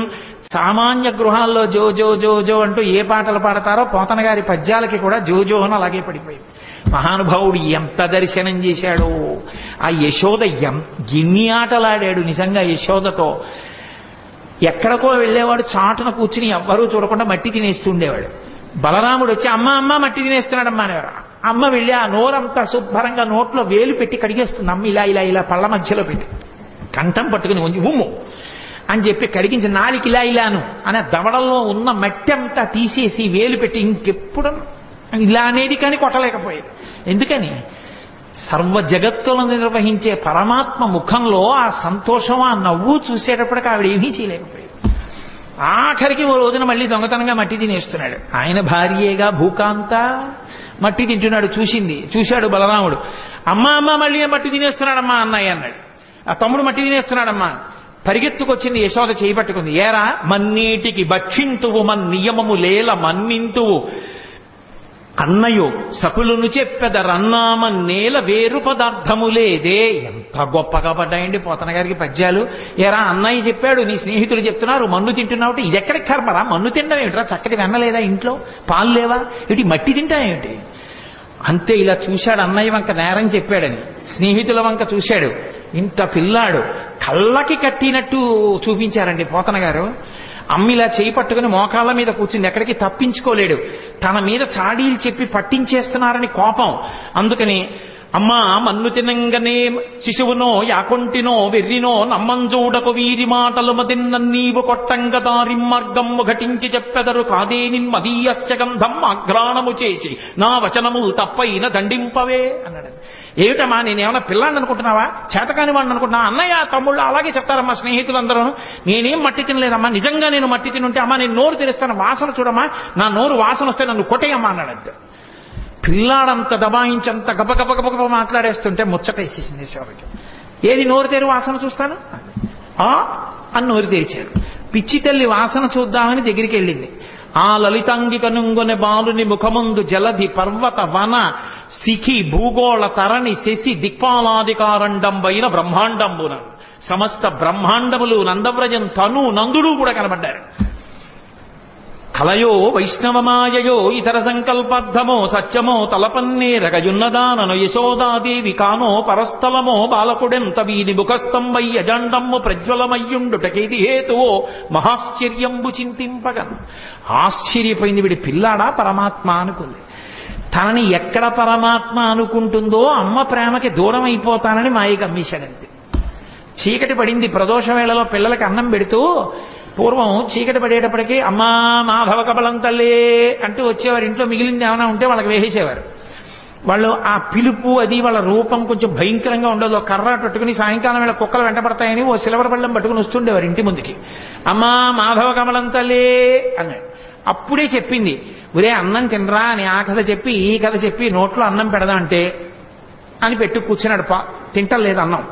కోపం వచ్చి అంది యశోద, భిక్షులు ఒత్తురు ఎచ్చిన భిక్షాపత్రమున వేచి బెగడించి నిన్ను శిక్షింతురని చెప్పిన భిక్షులకని తల్లి కనియు భీతిల్లు నృపా.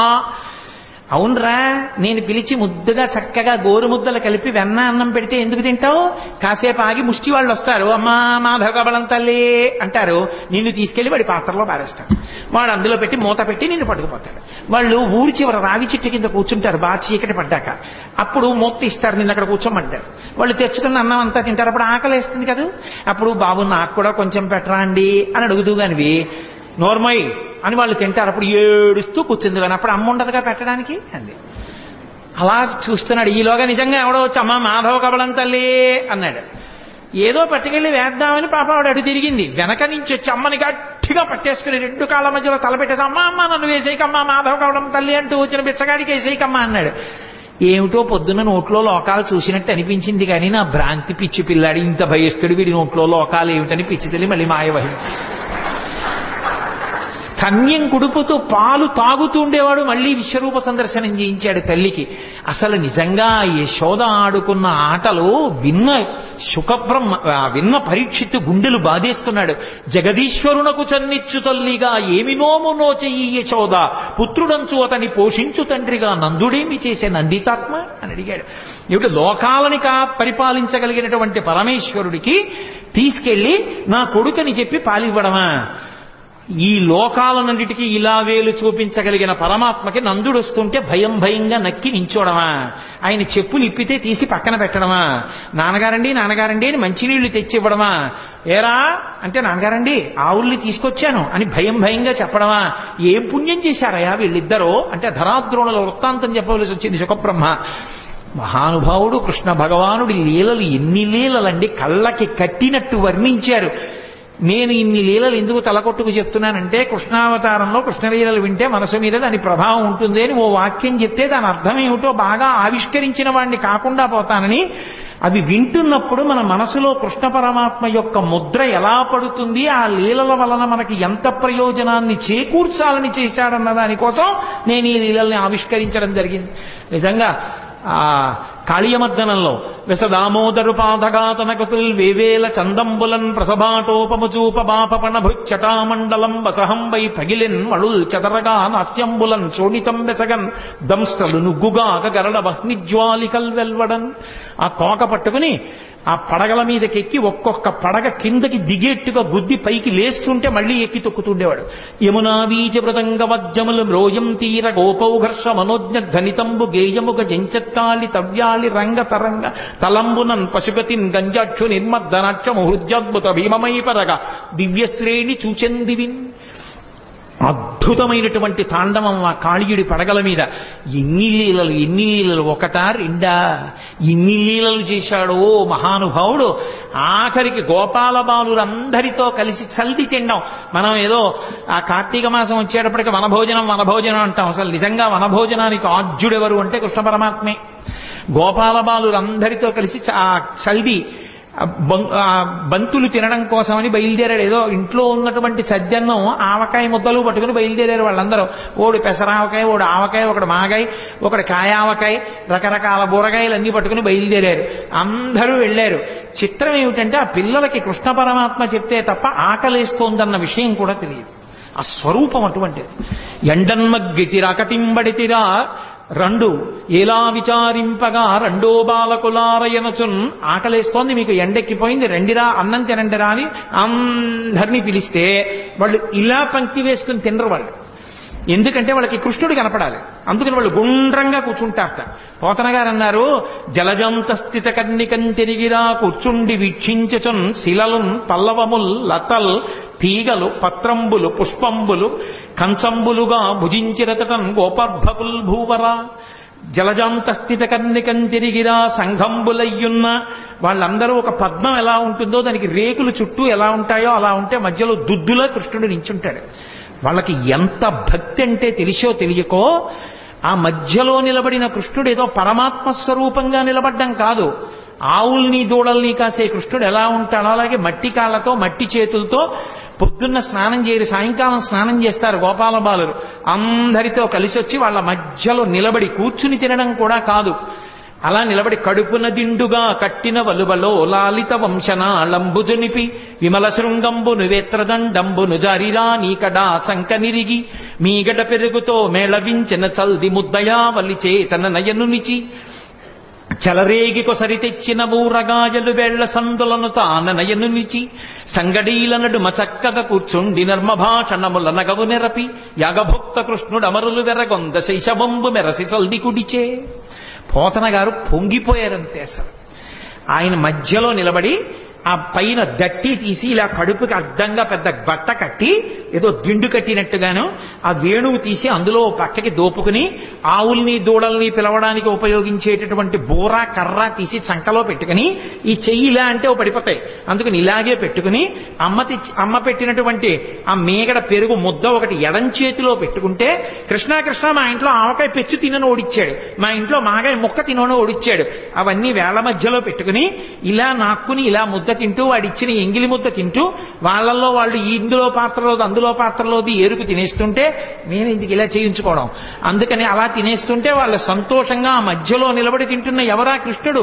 యాగభోక్త కృష్ణుడమరులు వెరగొంద శైశవంబు మెరసి చల్ది కుడిచే. యాగభోక్త అయిన కృష్ణ పరమాత్మ స్వాహాకారంతో ఇస్తే తినవలసిన వాడు గోపాల బాలుల మధ్యలో ఇంగిళ్లు తింటుంటే రంభాదులు నాట్యం చేశారు పైన. ఏమీ ఆశ్చర్యం రా, ఇంతకి కిందకు వచ్చేశాడో పరమాత్మ. ఏ పాములెరుగక ఏ పారుమేటికి పశుల కాపరి ఇంట పాము కలిగే, ఏ కర్మయును లేక వెలయునొక్కటికి జతకర్మంబులు సంభవించే, ఏ తల్లి చనుబాలు ఎన్నడెరుగని ప్రోఢ తల్లి యశోద చన్నుల పాలు త్రావనిరిగే, ఏ హాని వృద్ధుల నెరుగని బ్రహ్మంబు పొదివిటిలో వృద్ధి పొందనుందే, ఏ తపములనైన ఎలమి పండని పంట వల్లవీజనముల వాడపండే, ఏ చదువులనైన ఇట్టిట్టెదనరాని అవయవముల యందు అందముందే. ఏమి అద్భుతం! వికారములు లేని పరమాత్మ యజ్ఞభోక్త వీళ్ల మధ్యలో నిలబడి సద్యన్నం తింటున్నాడా అని తెల్లబోయారు. అది కృష్ణావతారం అంటే అంత కిందకొచ్చేసింది. బ్రహ్మగారు ఆశ్చర్యపోయి వాడు పరమాత్మ అని ఆవుల్ని దూడల్ని దాచేశాడు. ఏమీ తెలియని వాళ్ళ వెళ్ళి చూశాడు. ఓహో, నా కొడుకు నా నాభికమలంలో పుట్టినవాడు నన్నే మాయి చేద్దామని ఆవుల్ని దూడల్ని పట్టుకుపోయాడు. ఆయన పట్టుకుపోతే నేను సృజించలేనా ఏమనుకున్నాడు. మళ్ళీ ఏ ఆవుల్ని ఏ దూడల్ని ఏ మచ్చలున్నదాన్ని అలా ఆవుల్ని దూడల్ని చూసి ఇలా వచ్చేటప్పటికి పిల్లల్ని దాచేశాడు. వీళ్ళని దాచేస్తేనే సృజించలేనా ఏమనుకున్నాడు. కరములు పదములున్ శిరంబుల్ లవనగ్నంబుల్ ముఖములున్ కన్నులు ముక్కులున్ శ్రవణముల్ దండనంబర సద్వేణు విషాణ భూషణ భయో భాషాగుణాఖ్యాన తత్పరతల్ద వీడవకుండ దల్చె విబుడా వత్సర్భకాకారముల్. ఏ ఆవు ఏ దూడ ఏ తోక దేని అలవాటు ఎలా ఉంటుందో, ఏది కుమ్ముతుందో, ఏది సాధువుగా ఉంటుందో, ఏది ఎంత పాలిస్తుందో, ఏ పిల్లాడు ఎలా ఉంటాడో, ఎవడికి పుట్టుమచ్చలు ఎక్కడుంటాడో, ఎవడు సన్నగా ఉంటాడో, ఎవడు లావుగా ఉంటాడో, ఎవడు ఎక్కువ తింటాడో, ఎవడు తక్కువ తింటాడో, ఎవడు పరిగెడతాడో, ఎవడు కూర్చుంటాడో, ఎవడు నీరసంగా ఉంటాడో, ఎవడికి అనారోగ్యమో, ఆ పిల్లల కింద ఆవుల కింద దూడల కింద తానే మారిపోయాడు. ఇంటికి వెళ్ళేటప్పటికే పోని తల్లులు గుర్తుపట్టగలరా? ఏ తల్లులకే బాలకు లేతెరుగున తిరిగి ప్రీతి కలిగింతురుమున్న తల్లుల కాబాలకు లాతెరగున ప్రీతి చేసిన వనీనాథ అన్నాడు సుఖబ్రహ్మ. ఏ తండ్రి దగ్గర ఏ పిల్లవాడు ఎలా ప్రవర్తిస్తాడో అలాగే ప్రవర్తించేటట్టుగా తానే మారిపోయి ఇంతమందితో ఉన్నాడు. బ్రహ్మగారు అలా లోపలికి వెళ్ళి అన్నీ బంధించి పైకొచ్చి చూశాడు, అలాగే ఉన్నాయి మళ్ళీ. ఇప్పుడు ఆయన తెల్లబోయాడు. బ్రహ్మ పంపునగాని సృష్టి జరగదు ఎప్పుడు, బ్రహ్మనొక్కడగాని వేరొక బ్రహ్మ లేడు సృజింపంగా, బ్రహ్మ నేను సృజింపక ఏ బ్రహ్మమందు సృజింపబడే ఆ ఒక్కటి బ్రహ్మవు అది చూడగా. బ్రహ్మ నేను సృష్టించాలి, నేను సృష్టించకుండా ఇవన్నీ ఎవడు సృష్టించాడు? ఓహో వాడురా బ్రహ్మమో పరబ్రహ్మము, వాడు నన్ను కన్న తండ్రి. పరిగెత్తుకొచ్చాడు. వచ్చి ఆవుల్ని దూడల్ని కాస్తూ వెన్నముద్ద తింటున్నట్టుగా నిలబడినటువంటి చిన్ని కృష్ణుడి కాళ్ళ మీద పడిపోయాడు. పడిపోతే అప్పుడు అది కృష్ణావతారం యొక్క మహాత్యం. అంటే బ్రహ్మగారంతటి వాడు ఇలా బ్రహ్మపదంబు వేదములకన్ వీక్షింపగానాని నిన్నీ లోకంబున ఈ వనాంతరమునంది మందలో కృష్ణయం చాలాపాది సమస్త భావములి నీయందే నిక్షేపించు ఈ వ్రేలందొక్కని పాదరేణువులపై వేష్టించినం చాలదే అని అడిగాడు. నాకొద్దు దిక్కుమాల బ్రహ్మపదవి తీసేయి. ఇంతమంది పిల్లలు ఎన్నడునైన యోగి విభులవ్వని పాద పరాగమింతయున్ కన్నుల కానరట్టి హరి తద్దయు కైవడి చేడియాడుచున్ కౌగిట చెచ్చుతున్ తన్నుచు గుజ్జుతున్ నగచు తద్దయు కైవడి కూడియాడుచున్ మన్నన చేయు వల్లవ కుమారుల భాగ్యము వింతయొప్పునే. పరబ్రహ్మమైనటువంటి నువ్వు ఈ భూమండలం మీద ఆడుకుంటుంటే ఏమీ తెలియని గోపాల బాలులు నిన్ను కౌగిలించుకుంటున్నారు, తంతున్నారు, గుద్దుతున్నారు, నీ మీద పడుతున్నారు. అదా అదృష్టం, బ్రహ్మపదవి అదృష్టమా? ఎందుకు వచ్చింది? మాయ కమ్మింది నాకు. వద్దు తీసేయి. ఈ గోపాల బాలులలో ఎవరి పాదానికైనా అంటుకున్న ధూళి నా నాలుగు తలకాయల మీద చల్లుకుంటాను, నాకు అనుమతి అన్నాడు. అహోభాగ్యం నందగోప వ్రజౌకసాం యన్మిత్రం పరమానందం పూర్ణం బ్రహ్మసనాతనం అంటారు వ్యాసుల వారు మూల భాగవతంలో.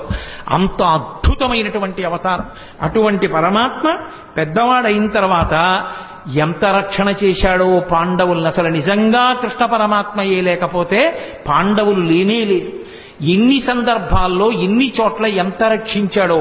భీష్మాచార్యుల వారు స్వచ్ఛంద మరణం, ఆయన్ని నిగ్రహించగలిగిన వాడు లేడు. దేవతలందరూ వచ్చి ఒక పక్క నిలబడినా సరే ఆయన్ని నిర్జించలేరు.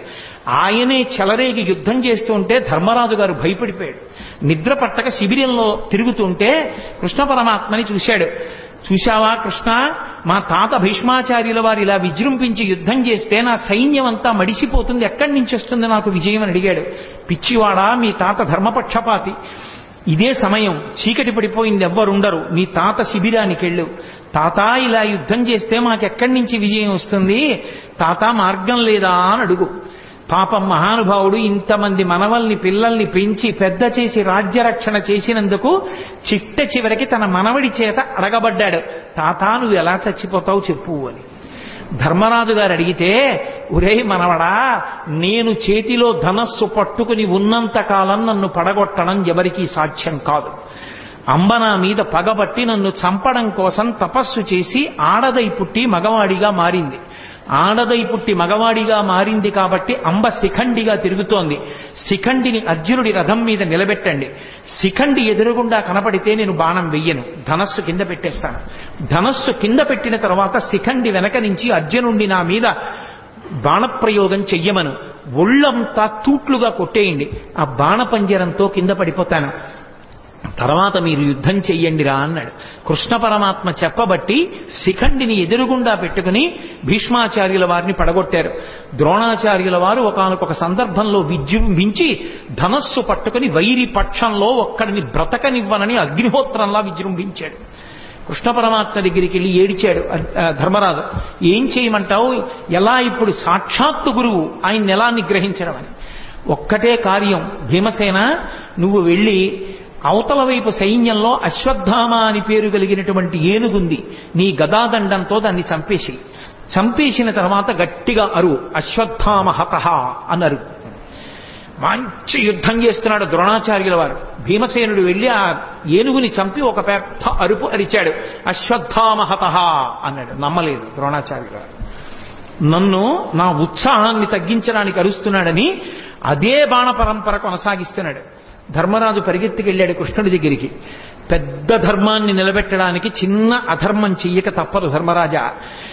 అశ్వత్థామ హతః అండం నీకు ఇష్టం లేకపోతే నువ్వు కనపడు చాలు. మనసులో అనుమానం ఉంది ద్రోణుడికి, అడుగుతాడు, నువ్వు చెప్తే మాత్రం నమ్మి తీరుతాడు. ఆయన ధనస్సు వదిలేయాలంటే ఒక్కటే మార్గం, నువ్వు ఆయన ముందు చెప్పావో అశ్వత్థామ చచ్చిపోయాడని ధనస్సు కింద పడేస్తాడు. కొడుకు మీద వ్యామోహం. అందుకని అశ్వత్థామ హతః అను. అంటే గురువు ఎదురుగుండా నిలబడిన వాడు అంత మాట అనడమా నేను అననన్నాడు. ప్రాణమే పోయినా నేను అన్నా. అనక తప్పదు. పెద్ద సత్యాన్ని పెద్ద ధర్మాన్ని ఆవిష్కరించడానికి చిన్న అధర్మం చెయ్యాలి. పోనీ అబద్ధం చెప్పద్దు. అశ్వత్థామహతః అని గట్టిగా అని కుంజరహ అని మెల్లిగాను అన్నాడు. కుంజరహ అంటే ఏనుగు. ధర్మరాజు గారు వెళ్ళగానే చూశాడు ద్రోణాచార్యుల వారు అబద్ధమాడ్డం అని. ధర్మరాజా అశ్వత్థామ ఏమయ్యాడన్నాడు. అశ్వత్థామహతః కుంజరహ అన్నాడు. ధర్మరాజు గారి నోటి వెంట ఆ మాట విన్నాడంతే వదిలిపెట్టేశాడు. వదిలిపెట్టేయడం ఏమిటి, బాణాలు కొట్టేశాడు అర్జునుడు. దృష్టజ్యుమ్నుడు ఒక్క దూకు దూకి ద్రోణాచార్యుల వారి శిరస్సు కోసేశాడు. ద్రోణాచార్యుల వారు చనిపోయారు. ద్రోణాచార్యుల వారే పడిపోకపోతే యుద్ధంలో గెలిపెక్కడిది? ఇవన్నీ ఒకెత్తు. సైంధవుడు యుద్ధానికి వచ్చినప్పుడు పరమశివుడి గురించి తపస్సు చేశాడు.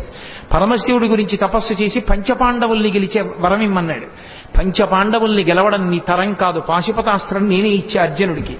అర్జునుడిని తక్క మిగిలిన నలుగురిని ఒకరోజు మాత్రం యుద్ధంలో గెలుస్తా ఉన్నాడు.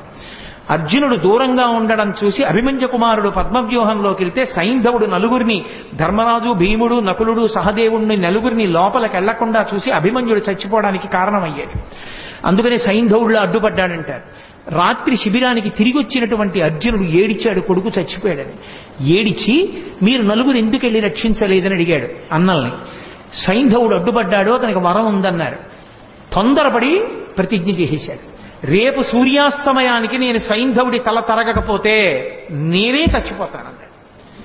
అర్జునుడు బానే పడుకున్నాడు ఆ రాత్రి, కృష్ణుడు నిద్రపోలేదు. మహాభారతం చదివితే ఎంత భక్తపరాధీనుడు రానిపిస్తుంది.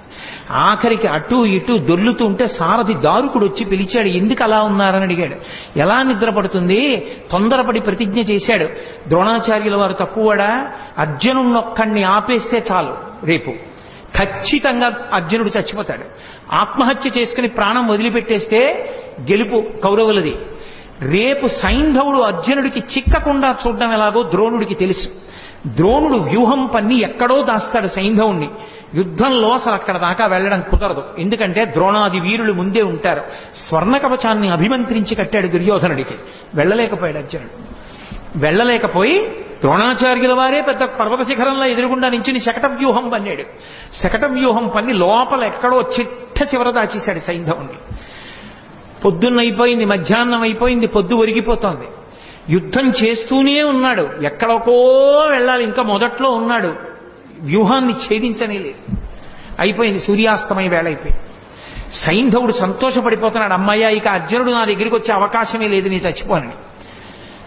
చిన్న బుచ్చుకున్నాడు అర్జునుడు. అయిపోతోంది సూర్యాస్తమయం, కాబట్టి చంపలేని సైంధవుణ్ణి. అయిపోయింది కురుక్షేత్ర యుద్ధం, నేను ప్రాణం విడిచిపెట్టవలసిందే. చూశాడు కృష్ణ పరమాత్మ అర్జునుడి యొక్క అవస్థ. చూశావా, తొందరపడితే బావా ఎలా ఉంటాయో పరిణామాలు, జాగ్రత్త వహించు, ఇప్పుడు నేనేం చేస్తానో చూడన్నాడు. మాయాతిమిరాన్ని సృష్టించాడు. అది సూర్యుడిని అడ్డింది. సూర్యాస్తమయం అయిపోయింది, అర్జునుడు కొట్టలేకపోతున్నాడే అన్నాడు. అలా మాటలు చీకటి పడింది అన్న మాట వినపడగానే అర్జునుడు దగ్గరలో లేడు కదా అని సైంధవుడు నిక్కి నిక్కి తలపైకెత్తాడు. తలపైకెత్తి నిలబడ్డాడు. బావా అడిగో సైంధవుడు కొట్టేయన్నాడు. బాణం వేసి వెంటనే తలని కొట్టాడు. కొట్టగానే మాయాతిబిరాన్ని తొలగించాడు. చీకటి పడ్డా కొట్టాడందాం అనుకున్నారు, మళ్ళీ సూర్యుడు పైకి వచ్చాడు. అమ్మా, మనం పొరపాటు పడ్డాను రా, సూర్యాస్తమయం అవ్వలేదనుకుంటున్నారు. సైంధవుడి తల బావా కింద పడిందో నీ తల 100 ఒక్కలైపోతుంది. ఎందుకంటే సైంధవుడికి తండ్రి ఉన్నాడు, వృద్ధక్షత్రుడు ఆయన పేరు. ఆ వృద్ధక్షత్రుడికి తపస్సు చేస్తే పుట్టాడు జయద్రథుడు అన్న పేరుతో సైంధవుడు. ఆయన పుట్టినప్పుడు అశరీరవాణి పలికింది. ఇతని యామరపాటులో ఉన్నప్పుడు ఒక సుక్షత్రియుడి ఇతని తల కొట్టేస్తాడంది. వెంటనే తండ్రి అన్నాడు, ఏ సుక్షత్రియుడు నా కొడుకు తల కొట్టి కింద పడేస్తాడో వాడి తల 100 ఒక్కలైపోతుంది అన్నాడు. ఎవడు తల కొట్టేస్తాడో, తల కొట్టి కింద పడేస్తాడో వాడి తల 100 ఒక్కలవుతుంది అన్నాడు. బావా, నీకు తెలియదు, వాళ్ళ తండ్రి శాపం ఉందా, తల కింద పడిపోతే నీ తల 100 ఒక్కలైపోతుంది, అందుకు నా తల కింద పడకుండా బంతులాడన్నాడు. ఓ పక్క యుద్ధం చేస్తూ ఓ పక్క బాణం వేస్తూ సైంధవుడి తల కింద పడకుండా పైన బంతులాడాడు. బావా, ఇటు యుద్ధం కష్టంగా ఉంది, పాశుపతాస్త్రం వేసి దీన్ని ఎక్కడో హిమాలయ పర్వతాల అవతల ఉన్నటువంటి ఆ శమంతక పంచకం దగ్గర కూర్చుని అసుర సంధ్య వేళ అవుతోందని సంధ్యావందనానికి కూర్చున్నాడు వృద్ధక్షత్రుడు. ధ్యానంలో ఉన్నాడు. ఆయన చేతుల్లో పడేటట్టు కొట్టు, వాళ్ళ తండ్రి చేతుల్లోనే పడుతుంది తలకాయ అన్నాడు. తిన్నగా పాశుపతాస్త్రం వేస్తే సైంధవుడి తలకాయ వెళ్ళి వృద్ధక్షత్రుడి చేతిలో పడింది. ఇదేమిట్రా అర్ఘ్యమిద్దామంటే చేతిలో తలకాయ పడింది, చెయ్యని ఇలా అన్నాడు కొడుకని చూసుకోకుండా. ఆయన చేతిలోంచి తల కింద పడింది కాబట్టి ఎవరి చేతిలోంచి తల కింద పడిందో వాడి తల 100 వక్కలవ్వాలి. తండ్రి వృద్ధక్షత్రుడి తలకాయ 100 వక్కలైంది. కృష్ణుడు లేకపోతే అర్జునుడి బతికేమవును, పాండవులేమో. మహానుభావుడు మహాభారత యుద్ధంలో ఒకసారి కాదు ఎన్ని మాటలో కర్ణుడు ఎదురుగుండా నిలబడి ఇంద్రుడిచ్చిన నాగాస్త్రాన్ని ప్రయోగించాడు. ప్రయోగిస్తే నాగాస్త్రం వచ్చేస్తోంది. ఇక అర్జునుడి కంఠం మీదకి వస్తోంది, తల నరికేస్తుంది. వెంటనే తన బొటనవేలు పెట్టి రథాన్ని నొక్కాడు. 5 అంగుళాలు కిందకి దిగిపోయింది. రథం భూమిలోకి దిగిపోతే ఆ వచ్చినటువంటి నాగాస్త్రం అర్జునుడి కిరీటాన్ని కొట్టింది. ఆ కిరీటం కింద పడిపోయింది. అర్జునుడు దక్కాడు. భగదత్తుడు యుద్ధం చేస్తూ వైష్ణవాస్త్రం ప్రయోగించాడు. ఆ వైష్ణవాస్త్రం తిన్నగా వచ్చి అర్జునుడికి కొట్టేస్తుంది. దానికి ఇంకెదురులేదు. అది వచ్చేస్తోంది. కృష్ణ పరమాత్మ అర్జునుడికి ఎదురు నిలబడ్డాడు. నిలబడితే అది వైజయంతి మాలగా పడిపోయింది. అర్జునుడు నింద చేశాడు కృష్ణుణ్ణి. ఏమి కృష్ణ, నీ చేతకాని వాడినా అస్తమానం నువ్వెందుకు అడ్డుకుంటావు? నేను యుద్ధం చేయలేనా? ఏమనుకుంటారు అందరూ నన్ను అడిగాడు. బావా నీకు తెలియదు, ఒకానొకప్పుడు నేను శ్రీ మహావిష్ణువుగా ఉన్నప్పుడు ఈ భూమినంతటినీ పైకి ఉద్ధరించాను కోర మీద. అప్పుడు భూదేవి నా సంపర్కాన్ని అపేక్షించింది. మా ఇద్దరికీ పుట్టిన కొడుకు నరకాసురుడు. ఆ నరకాసురుడు మళ్ళీ తల్లి చేతిలోనే చనిపోవాలి. అందుకే సత్యభామ అన్న పేరుతో భూదేవి వచ్చినప్పుడు ఆవిడ చేతిలో నిహతుడయ్యాడు. నరకాసురుడి కొడుకు భగదత్తుడు. నాకు సంబంధించిన వైష్ణవాస్త్రం అతని చేతిలో ఉంది. ఆ వైష్ణవాస్త్రాన్ని ఎవరూ అడ్డలేరు, నీ సాధ్యం కాదు. అందుకే దానికి నేనే అడ్డెళ్ళి నాలోకే వైజయంతిమాలగా వేసుకున్నాను. ఇప్పుడు సంహరించు భగదత్తుడిని అన్నాడు. మహానుభావుడు అలా సంహరించాడు. అలా భగదత్తుడిని పడగొట్టాడు. వేరొకసారి నారాయణాస్త్ర ప్రయోగం చేశారు. అందరూ గబగబా నారాయణాస్త్రం ఏం చెయ్యాలన్నారు. నారాయణాస్త్రం నుంచి తప్పుకోవడానికి ఒక్కటే మార్గం, ఎవరి చేతిలో ఉన్న ఆయుధాలు వాళ్ళు కింద పడేసి రథాల నుంచి దూకేయండి కిందకి. అలా దూకేస్తే నారాయణాస్త్రం ప్రసన్నమవుతుంది. ఎవరు ఎదురు తిరగలేరు కాబట్టి వెళ్ళిపోతుంది, ఎవరినీ చెనకదు. ఎవ్వరూ చేతిలో ఆయుధం పట్టుకోకుండానే అర్జునుడి కిందకి దోహించాడు, తను దూకేశాడు. అందరూ పాండవులు సైన్యం కిందకి దిగిపోయి ఆయుధాలు వదిలేసి నించున్నారు. ఇంతమంది కిందకి దిగిపోయి నించునుంటే భీమసేనుడు ఒక్కడు మాత్రం గర్వంతో నారాయణాస్త్రమైనా సరే నేను నా గద వినిపించి పెట్టండి గద పట్టుకుని తిరుగుతున్నాడు. వచ్చేసింది నారాయణాస్త్రం. ఎక్కడ చంపేస్తుందోనని అర్జునుణ్ణి తీసుకుని పరుగున వెళ్ళి ఆ రథం మీదకి ఎక్కి ఆ భీముణ్ణి రథంలోంచి కిందకి తోసేశాడు. ఆ గద లాగేసుకుని కింద పడిపోయి ఆ ఆయుధం లేకుండా నించున్నాడు భీముడు. దాటి వెళ్ళిపోయింది నారాయణాస్త్రం. ఎన్ని మాటలు రక్షించాడు. ఒక మాట 2 మాటల మహాభారతం జరిగితే కృష్ణ పరమాత్మ యొక్క రక్షణ పాండవులకు ఎన్నిసార్లు ఇన్ని మాటలు రక్షించాడో మహానుభావుడు. ఎంతమంది రాక్షసుల్ని కురుక్షేత్రం వరకు రాకుండానే నిగ్రహించాడు జరాసంధాదులను. లేకపోతే ఎంత ప్రమాదం జరిగి ఉండేదో. ఆఖరికి ఒకానొక సమయంలో అయితే అర్జునుడు దూరంగా ఉండడం చూసి కర్ణుడు చాలా భయంకరమైనటువంటి యుద్ధం చేశాడు ధర్మరాజు గారితో. ధర్మరాజు గారు ఆ యుద్ధంలో తట్టుకోలేకపోయాడు. తట్టుకోలేక కర్ణుడి చేతిలో విశేషంగా దెబ్బలు తిని ఇంటికి వచ్చాడు. అర్జునుడు తిరిగి వచ్చాడు. మా అన్నగారు ఇవాళ యుద్ధంలో ఇన్ని దెబ్బలు తిన్నారట అని బాధపడి ధర్మరాజును చూడ్డానికి వెళ్ళాడు. ధర్మరాజుకి ఎక్కడలేని ఆగ్రహం వచ్చి, నువ్వు కర్ణుణ్ణి నిర్జించలేదు, నేను ఇంత బాధపడ్డాను, నీకు చేత కాకపోతే ఆ గాంధీవం ఎవరికన్నా ఇవ్వకూడదా అన్నాడు. వెంటనే అర్జునుడు కృష్ణుడి వంక తిరిగి అన్నాడు, గాంధీవం నీకు చేత కానప్పుడు ఎవరికైనా ఇవ్వకూడదా అని నన్ను ఎవరైనా అంటే వాళ్ళని చంపేస్తానని ప్రతిజ్ఞ చేశాను. ప్రతిజ్ఞాభంగం చేయకూడదు. కాబట్టి బావా నేను ఇప్పుడు ధర్మరాజు గారిని చంపేయాలి, అన్నయ్యని ఎలా అని అడిగాడు. అడిగితే అయ్యో ఇప్పుడు ధర్మరాజు గారిని చంపేస్తే యుద్ధం ఎలాగయా, ఈ ప్రతిజ్ఞలు బాగున్నాయి, గాంధీవం ఎవరికన్నా ఇచ్చేయి అన్నవాడిని చంపేస్తానని ప్రతిజ్ఞ చేశావా? ధర్మరాజు అన్నాడా? అందుకని అన్నయ్యని చంపేస్తావా? ఇదెక్కడి ప్రతిజ్ఞ? చంపేయడంతో సమానం ఏమిటంటే ఏకవచన ప్రయోగం చేయడమే. గురువుని కాని, తండ్రిని కాని, అన్నని కాని ఏకవచన ప్రయోగం చేస్తే, అంటే గౌరవం తప్పించి ఏకవచన ప్రయోగం చేస్తే, ప్రత్యేకించి గురువుని చంపేసిన పాపం వేయడానికి ఎప్పుడేస్తారంటే ఏకవచన ప్రయోగం చేస్తే. అందుకని ఏకవచన ప్రయోగం చేయి, నువ్వు అని మాట్లాడితే నువ్వు ధర్మరాజుని చంపేసినట్టే, అక్కడతో వదిలిపెట్టేసేయని. ధర్మరాజుని నువ్వుని సంబోధించి మాట్లాడాడు అర్జునుడు. కాబట్టి నువ్వు అన్నయ్యని చంపినట్టే, ఇంకా వదిలిపెట్టేసేయన్నాడు. మళ్ళీ అన్నాడు, నేను అన్నయ్యని చంపేసిన పాపం మూట కట్టుకున్నాను కాబట్టి నాకు ఈ దిక్కుమాలిన యుద్ధం వద్దు, నేనే చచ్చిపోతానన్నాడు. మళ్ళీ ఇదోటి మొదలెట్టావా? ఇప్పుడు నువ్వు చచ్చిపోతే ఎలా యుద్ధం జరుగుతుందిరా నాయనా అన్నాడు. అన్నయ్యనంత మాట అన్నాను, అన్నయ్యని చంపిన పాపం నా ఖాతాలోకి వచ్చింది కాబట్టి నేను చచ్చిపోతానంతే. ధర్మరాజునంత మాట అన్నాక ఇంకా నేను యుద్ధం చేయను అన్నాడు. ఇప్పుడు నువ్వు చచ్చిపోయినంత పని చెయ్యాలంటే ఒకటే, నిన్ను నువ్వు పొగుడుకో చచ్చిపోయినట్టే అన్నాడు. అంటే అప్పుడు అర్జునుడు తనని తాను పొగుడుకున్నాడు. ఇప్పుడు నువ్వు చచ్చిపోయినట్టే. ఎవరైనా వాణ్ణి వాడు పొగుడుకుంటే వాడు చచ్చిపోయినట్టే. కాబట్టి ఇప్పుడు నువ్వు బ్రతికినట్టు అన్నాడు. అప్పుడు మళ్ళీ యుద్ధానికి తీసుకొచ్చాడు అందరినీ. ఒకసారా, రెండుసార్లా, ఎన్నిసార్లు? ఆఖరికి యుద్ధం అంతా అయిపోయింది.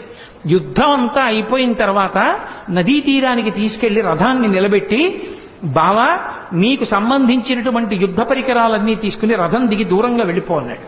అర్జునుడు కిందకి దిగిపోయి అన్నీ తీసుకుని దూరంగా వెళ్ళిపోయి నించున్నాడు. కృష్ణ పరమాత్మ స్వామి హనుమని వెళ్ళిపోమన్నారు పతాకం మించి. రథాన్ని ఆవహించి ఉన్నటువంటి సమస్త భూతములను వెళ్ళిపోమన్నారు. వెళ్ళిపోమ్మని కృష్ణ పరమాత్మ రథంలోంచి కిందకి దూకారంటే రథం భగ్గున కాలిపోయింది. అడిగాడు అర్జునుడు, బావా ఇదేమిటి రథం ఇలా కాలిపోయిందని అడిగాడు. నాయనా ఇది ఎప్పుడో కాలిపోయింది. భీష్మ, ద్రోణ, కర్ణ మహావీరులు ప్రయోగించినటువంటి బాణ పరంపరలకి ఈ రథం కాలిపోయింది. నువ్వు కాలిపోతావని దీన్ని కాలిపోకుండా ఆపాను. ఇప్పుడు ఇక యుద్ధంలో విజయం సాధించావు కాబట్టి ఈ రథాన్ని కాలిపోవడానికి అనుమతించాను. కాబట్టి బావా రథం కాలిపోయింది అన్నాడు. నిజంగా కృష్ణ పరమాత్మ యొక్క అండే పాండవులకు లేకపోతే గెలవగలరా? మహానుభావుడు యుద్ధంలో నిలబడ్డాడు కాబట్టి రక్షించాడు. అన్న బలరాముడే భీమసేనుణ్ణి చంపుతానన్నప్పుడు కాపాడాడు. ఆఖరికి యుద్ధం అంతా అయిపోయిన తర్వాత 9 కొడుకుల్ని భీముడే చంపాడన్న కారణం మీద భీముణ్ణి ఉరే నాయన దగ్గరకు రారా కౌగిలించుకుంటానన్నాడు ధృతరాష్ట్రుడు. పాపం అమాయకంగా వెళ్ళిపోతున్నాడు భీమసేనుడు. చెయ్యి పట్టుకుని వెనక్కి లాగి, బావా నీకు తెలియదు కాసేపు పక్కనుండని ఇనప భీముని యొక్క విగ్రహాన్ని చేయించాడు. ఆ విగ్రహాన్ని దగ్గరికి జరిపాడు. ఆ ధృతరాష్ట్రుడు వచ్చి, ఆయన బాహుబలం అటువంటిది, గట్టిగా కౌగిలించుకున్నాడు. ఆ భీముడి విగ్రహం పిండైపోయి కింద పడిపోయింది. అయ్యో భీమా చచ్చిపోయావా నాయనా అని దొంగేడుపు మొదలెట్టాడు. నువ్వు ఎడవక్కర్లేదులే, భీముడు బ్రతికే ఉన్నాడు, ఇప్పటికీ నీకు బుద్ధి రాలేదా అని మాట్లాడాడు. లేకపోతే ఏమైపోను, గాంధారి పంచపాండవుల్ని శపించాలనుకుంది. ఒక్కొక్కళ్ళని పిలిచి మాట్లాడితే హడిలిపోయి పారిపోయారు ఒక్కొక్కడు. చిట్ట చివర ధర్మరాజుని పిలిచింది. అమ్మ తప్పు చేసిన పిల్లాడిని పిలిస్తే, అమ్మా కొట్టినా నీ ఇష్టం, చంపినా నీ ఇష్టం, అమ్మా తప్పు చేశానండి కాళ్ల మీద పడిపోతే ఏమీ చేయలేని తల్లిలా ధర్మరాజు వచ్చి గాంధారి కాళ్ల మీద పడిపోతే పెద్ద నిట్టూర్పు విడిచింది. ఆ నిట్టూర్పు విడిచినప్పుడు ఆవిడ కళ్ళకి కట్టుకున్న బట్ట జారింది. జారినందుకు ఆవిడ కళ్ళల్లోంచి వచ్చినటువంటి కాంతి ఆ ధర్మరాజు గారి పాదాల వేళ్ల మీద పడింది. ఆయన వేళ్లు కాలి బొబ్బలెక్కిపోయాయి. అంతటి తీవ్ర దృక్కులతో చూసింది. చిట్ట చివరికి పాండవులను రక్షించినందుకు గాంధారి వలన కృష్ణ పరమాత్మ శాపం పొంది అవతార పరిసమాప్తి చేశారు. భక్తపరాధీనుడై మహానుభావుడు ఎంతమందిని రక్షించాడో. అందుకే భీష్మాచార్యుల వారు భాగవతంలో స్తోత్రం చేస్తూ, త్రిజగన్మోహన నీలకంతితను ఉద్దీపింప ప్రాభాత నీరజబంధు ప్రభమైన చేలముపయిన్ రంజిల్ల. ఆయన వచ్చినప్పుడు ఎంత అందంగా ఉంటుందంటేట కురుక్షేత్రంలో యుద్ధానికి. త్రిజగన్మోహన నీలకాంతితను ఉద్దీపింప, 3 లోకములు కూడా ఆకర్షింపబడేటంతటి అందమైనటువంటి నీలమేఘ ఛాయతో ఉంటాడు. తను ఉద్దీపింప ప్రాభాత నీరజ బంధు ప్రభమైన చేలము పయిన్ రంజిల్ల నీలాలక వ్రజ సంయుక్త బంధుర సేవ్యమై విజృంభింప మా విజయుంచేరుడు వన్యకాడు మది నావేశించు నెల్లప్పుడు అంటాడు. ఆ ప్రాభాత నీరజ బంధు ప్రభమైన అంటే తామర పువ్వులకు మిత్రుడైనటువంటి ప్రభాతకాల సూర్య భగవానుడి యొక్క కాంతి ఎలా ఉంటుందో అటువంటి చేలమును కట్టుకున్నటువంటి వాడు. అటువంటి కృష్ణుడు అర్జునుడి రథం మీద కూర్చుని సారథ్యం వహించాడు కాబట్టి బ్రతికాడు. అదిగో ఆ భక్తపరాధీనుడైన కృష్ణుడున్నాడే, ఆయన నన్ను రక్షించుగాక అని చెప్పుకున్నాడు. హయరింకాముఖ ధూళి ధూసర పరిన్యస్తాలకోపేతమై రయజాత శ్రమతోయ బిందుగితమై రంజిల్లు నిమ్మోముతో జయము పార్థునకిచ్చు వెట్కనని నా శస్త్రాహుతించాలనొచ్చియు బోరించు మహానుభావు మదిలో చింతింతు నశ్రాంతమున్నంటాడు. ఆయన కర్మ. ఎదురుగుండా సారథ్యం చేసేటప్పుడు యుద్ధం జరుగుతుంటే మాట వినపడదు. రథం ఇటు పోనీ అని చెప్పడానికి చేతిలో ధనస్సు ఉంటుంది, బాణం ఉంటుంది. అప్పుడు రథి వెనకాతల ఉన్నవాడు సారథిని పిలవాలంటే కాలెత్తి డొక్కలో పొడుస్తాడు. పొడిస్తే వెనక్కి తిరిగి చూడాలి. ఆయన కర్మ కాలి చేశాడా సారథ్యం? హయరింఖాముఖ ధూళి ధూసర పరిన్యస్తాలకోపేతమై ముందు గుర్రాలు పరిగెడుతుంటే వాటి మించి పైకి రేగినటువంటి ధూళి ఒంటిని పట్టేస్తే చెమటలు పట్టి మట్టి అంటుకున్నవాడై అయినా కూడా జయముం పార్థునకిచ్చు వెట్కనని నా శస్త్రాహుతించాలనొచ్చియు బోరించు మహానుభావు మదిలో చింతింతున శ్రాంతము అన్నాడు. నేను అన్ని అస్త్రాలు ప్రయోగిస్తుంటే వాటి ధాటికి తట్టుకుని ముందు సారథి మీద వేస్తుంటే సారథికి తగులుతాయి కాబట్టి వెనక అర్జునుణ్ణి రక్షించడానికి నా బాణములను ఎదుర్కొన్న కృష్ణుడున్నాడే, ఆయన నా మనస్సుని ఆవేశించుగాక.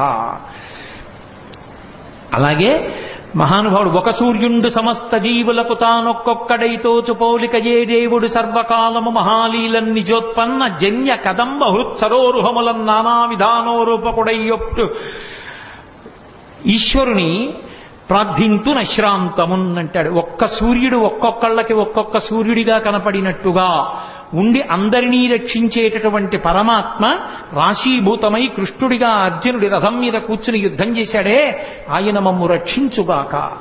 అసలు కృష్ణావతార ఘట్టంలో పతాక స్థాయి భీష్మాచార్యుల వారితోటి. ఎందుచేత అంటే సర్వసైన్యాధిపత్యం భీష్మాచార్యుల వారికి ఇచ్చారు. ఈ పద్యంతో నా ఉపన్యాసాన్ని పూర్తి చేస్తాను. ఇటు సర్వసైన్యాధిపత్యం భీష్మాచార్యుల వారిది, అటు కృష్ణుడు ఏ ప్రతిజ్ఞ చేశాడని అడిగాడు భీష్ముడు. ఆయుధం పట్టట, కేవలం సారథ్యం మాత్రమే చేస్తాట, అలా ప్రతిజ్ఞ చేశాడన్నారు. ఓహో, అలా ప్రతిజ్ఞ చేశాడా? కృష్ణుడు పరమాత్మ అని భీష్ముడికి తెలుసు. భీష్ముడు అన్నాడు, నేను ప్రతిజ్ఞ చేస్తున్నాను, నేను కృష్ణుడి చేత ఆయుధం పట్టిస్తానన్నాడు. భక్తుడు నెగ్గాలా, పరమేశ్వరుడు నెగ్గాలా? యుద్ధం వచ్చింది, కృష్ణుడు ఆయుధం పట్టడుగా. భీష్మాచార్యుల వారు యుద్ధం చేస్తున్నారు. కృష్ణుడి చేత ఆయుధం పట్టిస్తే భీష్ముడు నెగ్గుతాడు, కృష్ణుడు ఆయుధం పట్టకపోతే కృష్ణుడు నెగ్గుతాడు. భగవంతుడా భక్తుడా ఇద్దరికీ వేదిక కురుక్షేత్రమైంది. భీష్మాచార్యుల వారు విపరీతంగా బాణ పరంపర విడిచిపెట్టేస్తున్నారు. తట్టుకోలేకపోతున్నాడు అర్జునుడు. వెనక్కి తిరిగి చూశాడు కృష్ణుడు, పూచిన మోదుగు చెట్టును కొట్టినట్టు కొట్టేస్తున్నాడు. రక్తం కారిపోతోంది అర్జునుడికి. అంతే, మరిచిపోయాడు తన చేసిన ప్రతిజ్ఞ. కుప్పించి ఎగసిన కుండలం బులకాంతి గగన భాగం బెల్ల కప్పికొనగా ఉరికిన నోర్వక నుదరంబులో నున్న జగముల వ్రేగున జగతి కదుల చక్రంబు చేబట్టి చనుదించురయమునపై నున్న పచ్చని పటముజార నమ్మితి నాలావు నగుబాటు చేయకు మన్నింపుమని క్రీడి మరల దిగువ కరికి లంఘించు సింహంబు కరణి మెరసి నేడు భీష్ముని చంపుదు నిన్ను కాతు విడువు మర్జున యటంచు మద్ది శిఖవృష్టి తెరలి చనుదించు దేవుండు దిక్కు నాకు అని చెప్పుకున్నాడు భీష్మాచార్యుల వారు.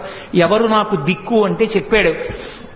అదిగో ఆ రోజున నేను బాణ పరంపరలు విడిచిపెడుతుంటే అర్జునుడు తట్టుకోలేకపోతే ఎక్కడ అర్జునుడు కింద పడిపోతాడోనని అర్జునుణ్ణి రక్షించుకోవడం కోసం తను ఆయుధం పట్టనన్న ప్రతిజ్ఞని కూడా మర్చిపోయి పగ్గాలు విసిరి పారేసి రథం మించి కిందకి దూకేస్తే కుప్పించి ఎగసిన కుండలం బులకాంతి గగన భాగం బెల్ల కప్పికొనగా ఆ దూకినప్పుడు కృష్ణుడి కుండలములు ఇలా ఊగితే వాటి కాంతి ఆకాశాన్ని కప్పేసిందిట. ఆయన కడుపులో ఉన్నటువంటి జగములన్నీ ఇలా ఊగిపోతే కోపంతో ఆయుధం పట్టనన్నవాడు చక్రం పట్టుకుని పరిగెత్తుకొచ్చేస్తుంటే పైనున్న పచ్చని పటముజార వేసుకున్న పచ్చటి ఆ ఉత్తరీయం జారి కింద పడిపోతుంటే నమ్మితినాలా ఉనగుబాటు చేయకు మన్నింపుమని క్రీడి మరల దిగువ. బావా బావా అర్జునుడు చేతకాని వాడు కాకపోతే కృష్ణుడు ఆయుధం పట్టుకున్నాడని లోకం చెప్పుకుంటుంది. బావా వదిలేయి వదిలేయి వదిలేయి అని అర్జునుడు వెంట పడుతుంటే నేను సారథ్యం చేస్తుండగా నా వెనక నువ్వు ఉండగా నాకు పరమభక్తుడమైన నిన్ను నా ఎదురుకుండా ఇన్ని బాణాలు పెట్టి కొట్టేస్తాడా? సంపేస్తాను ఇవాళ భీష్మాచార్యుల వారిని ఏమనుకుంటున్నాడోనని కరికి లంఘించు సింహంబు కరణి మెరసి నేడు భీష్ముని చంపుతూ నిన్ను కాతు విడువు మర్జున యటంచు మధ్య శిఖవృష్టి తెరలి చనుదించు దేవుండు దిక్కు నాకు. అర్జున విడిచిపెట్టవాయా, ఏమిటి మాట్లాడుతున్నావు? నేనుండగా నిన్ను చంపుతాడా? ఏమిటా బాణాలు వేయడం? సంపేస్తాను ఇవాళ భీష్ముడిని తన ప్రతిజ్ఞ కూడా మరిచిపోయి చక్రం పట్టుకుని పరిగెత్తుకుంటూ వచ్చి నన్ను చంపేద్దామని వచ్చేసినటువంటి భక్త పరాధీనుడైన కృష్ణ భగవానుడున్నాడే, ఆయన నాకు దిక్కని చెప్పుకున్నాడు భీష్మాచార్యుల వారు. అంతటి మహానుభావుడు కృష్ణావతారం అంటే ప్రాతస్మరణీయం. ఆ కృష్ణ భగవానుణ్ణి తలుచుకుంటే చాలు జగదాచార్యుడు. ఎన్ని యుగాలైపోయినా కూడా లోకానికి జ్ఞానాన్ని పెంచిపెట్టడానికి భగవద్గీతనిచ్చినటువంటి మహానుభావుడు, అనుగీతనిచ్చినటువంటి మహానుభావుడు. అంతటి కృష్ణ పరమాత్మ, అంత గొప్ప అవతారం, పరిపూర్ణావతారం. అటువంటి కృష్ణావతారం తర్వాత వచ్చినటువంటి అవతారం కల్కి అవతారం.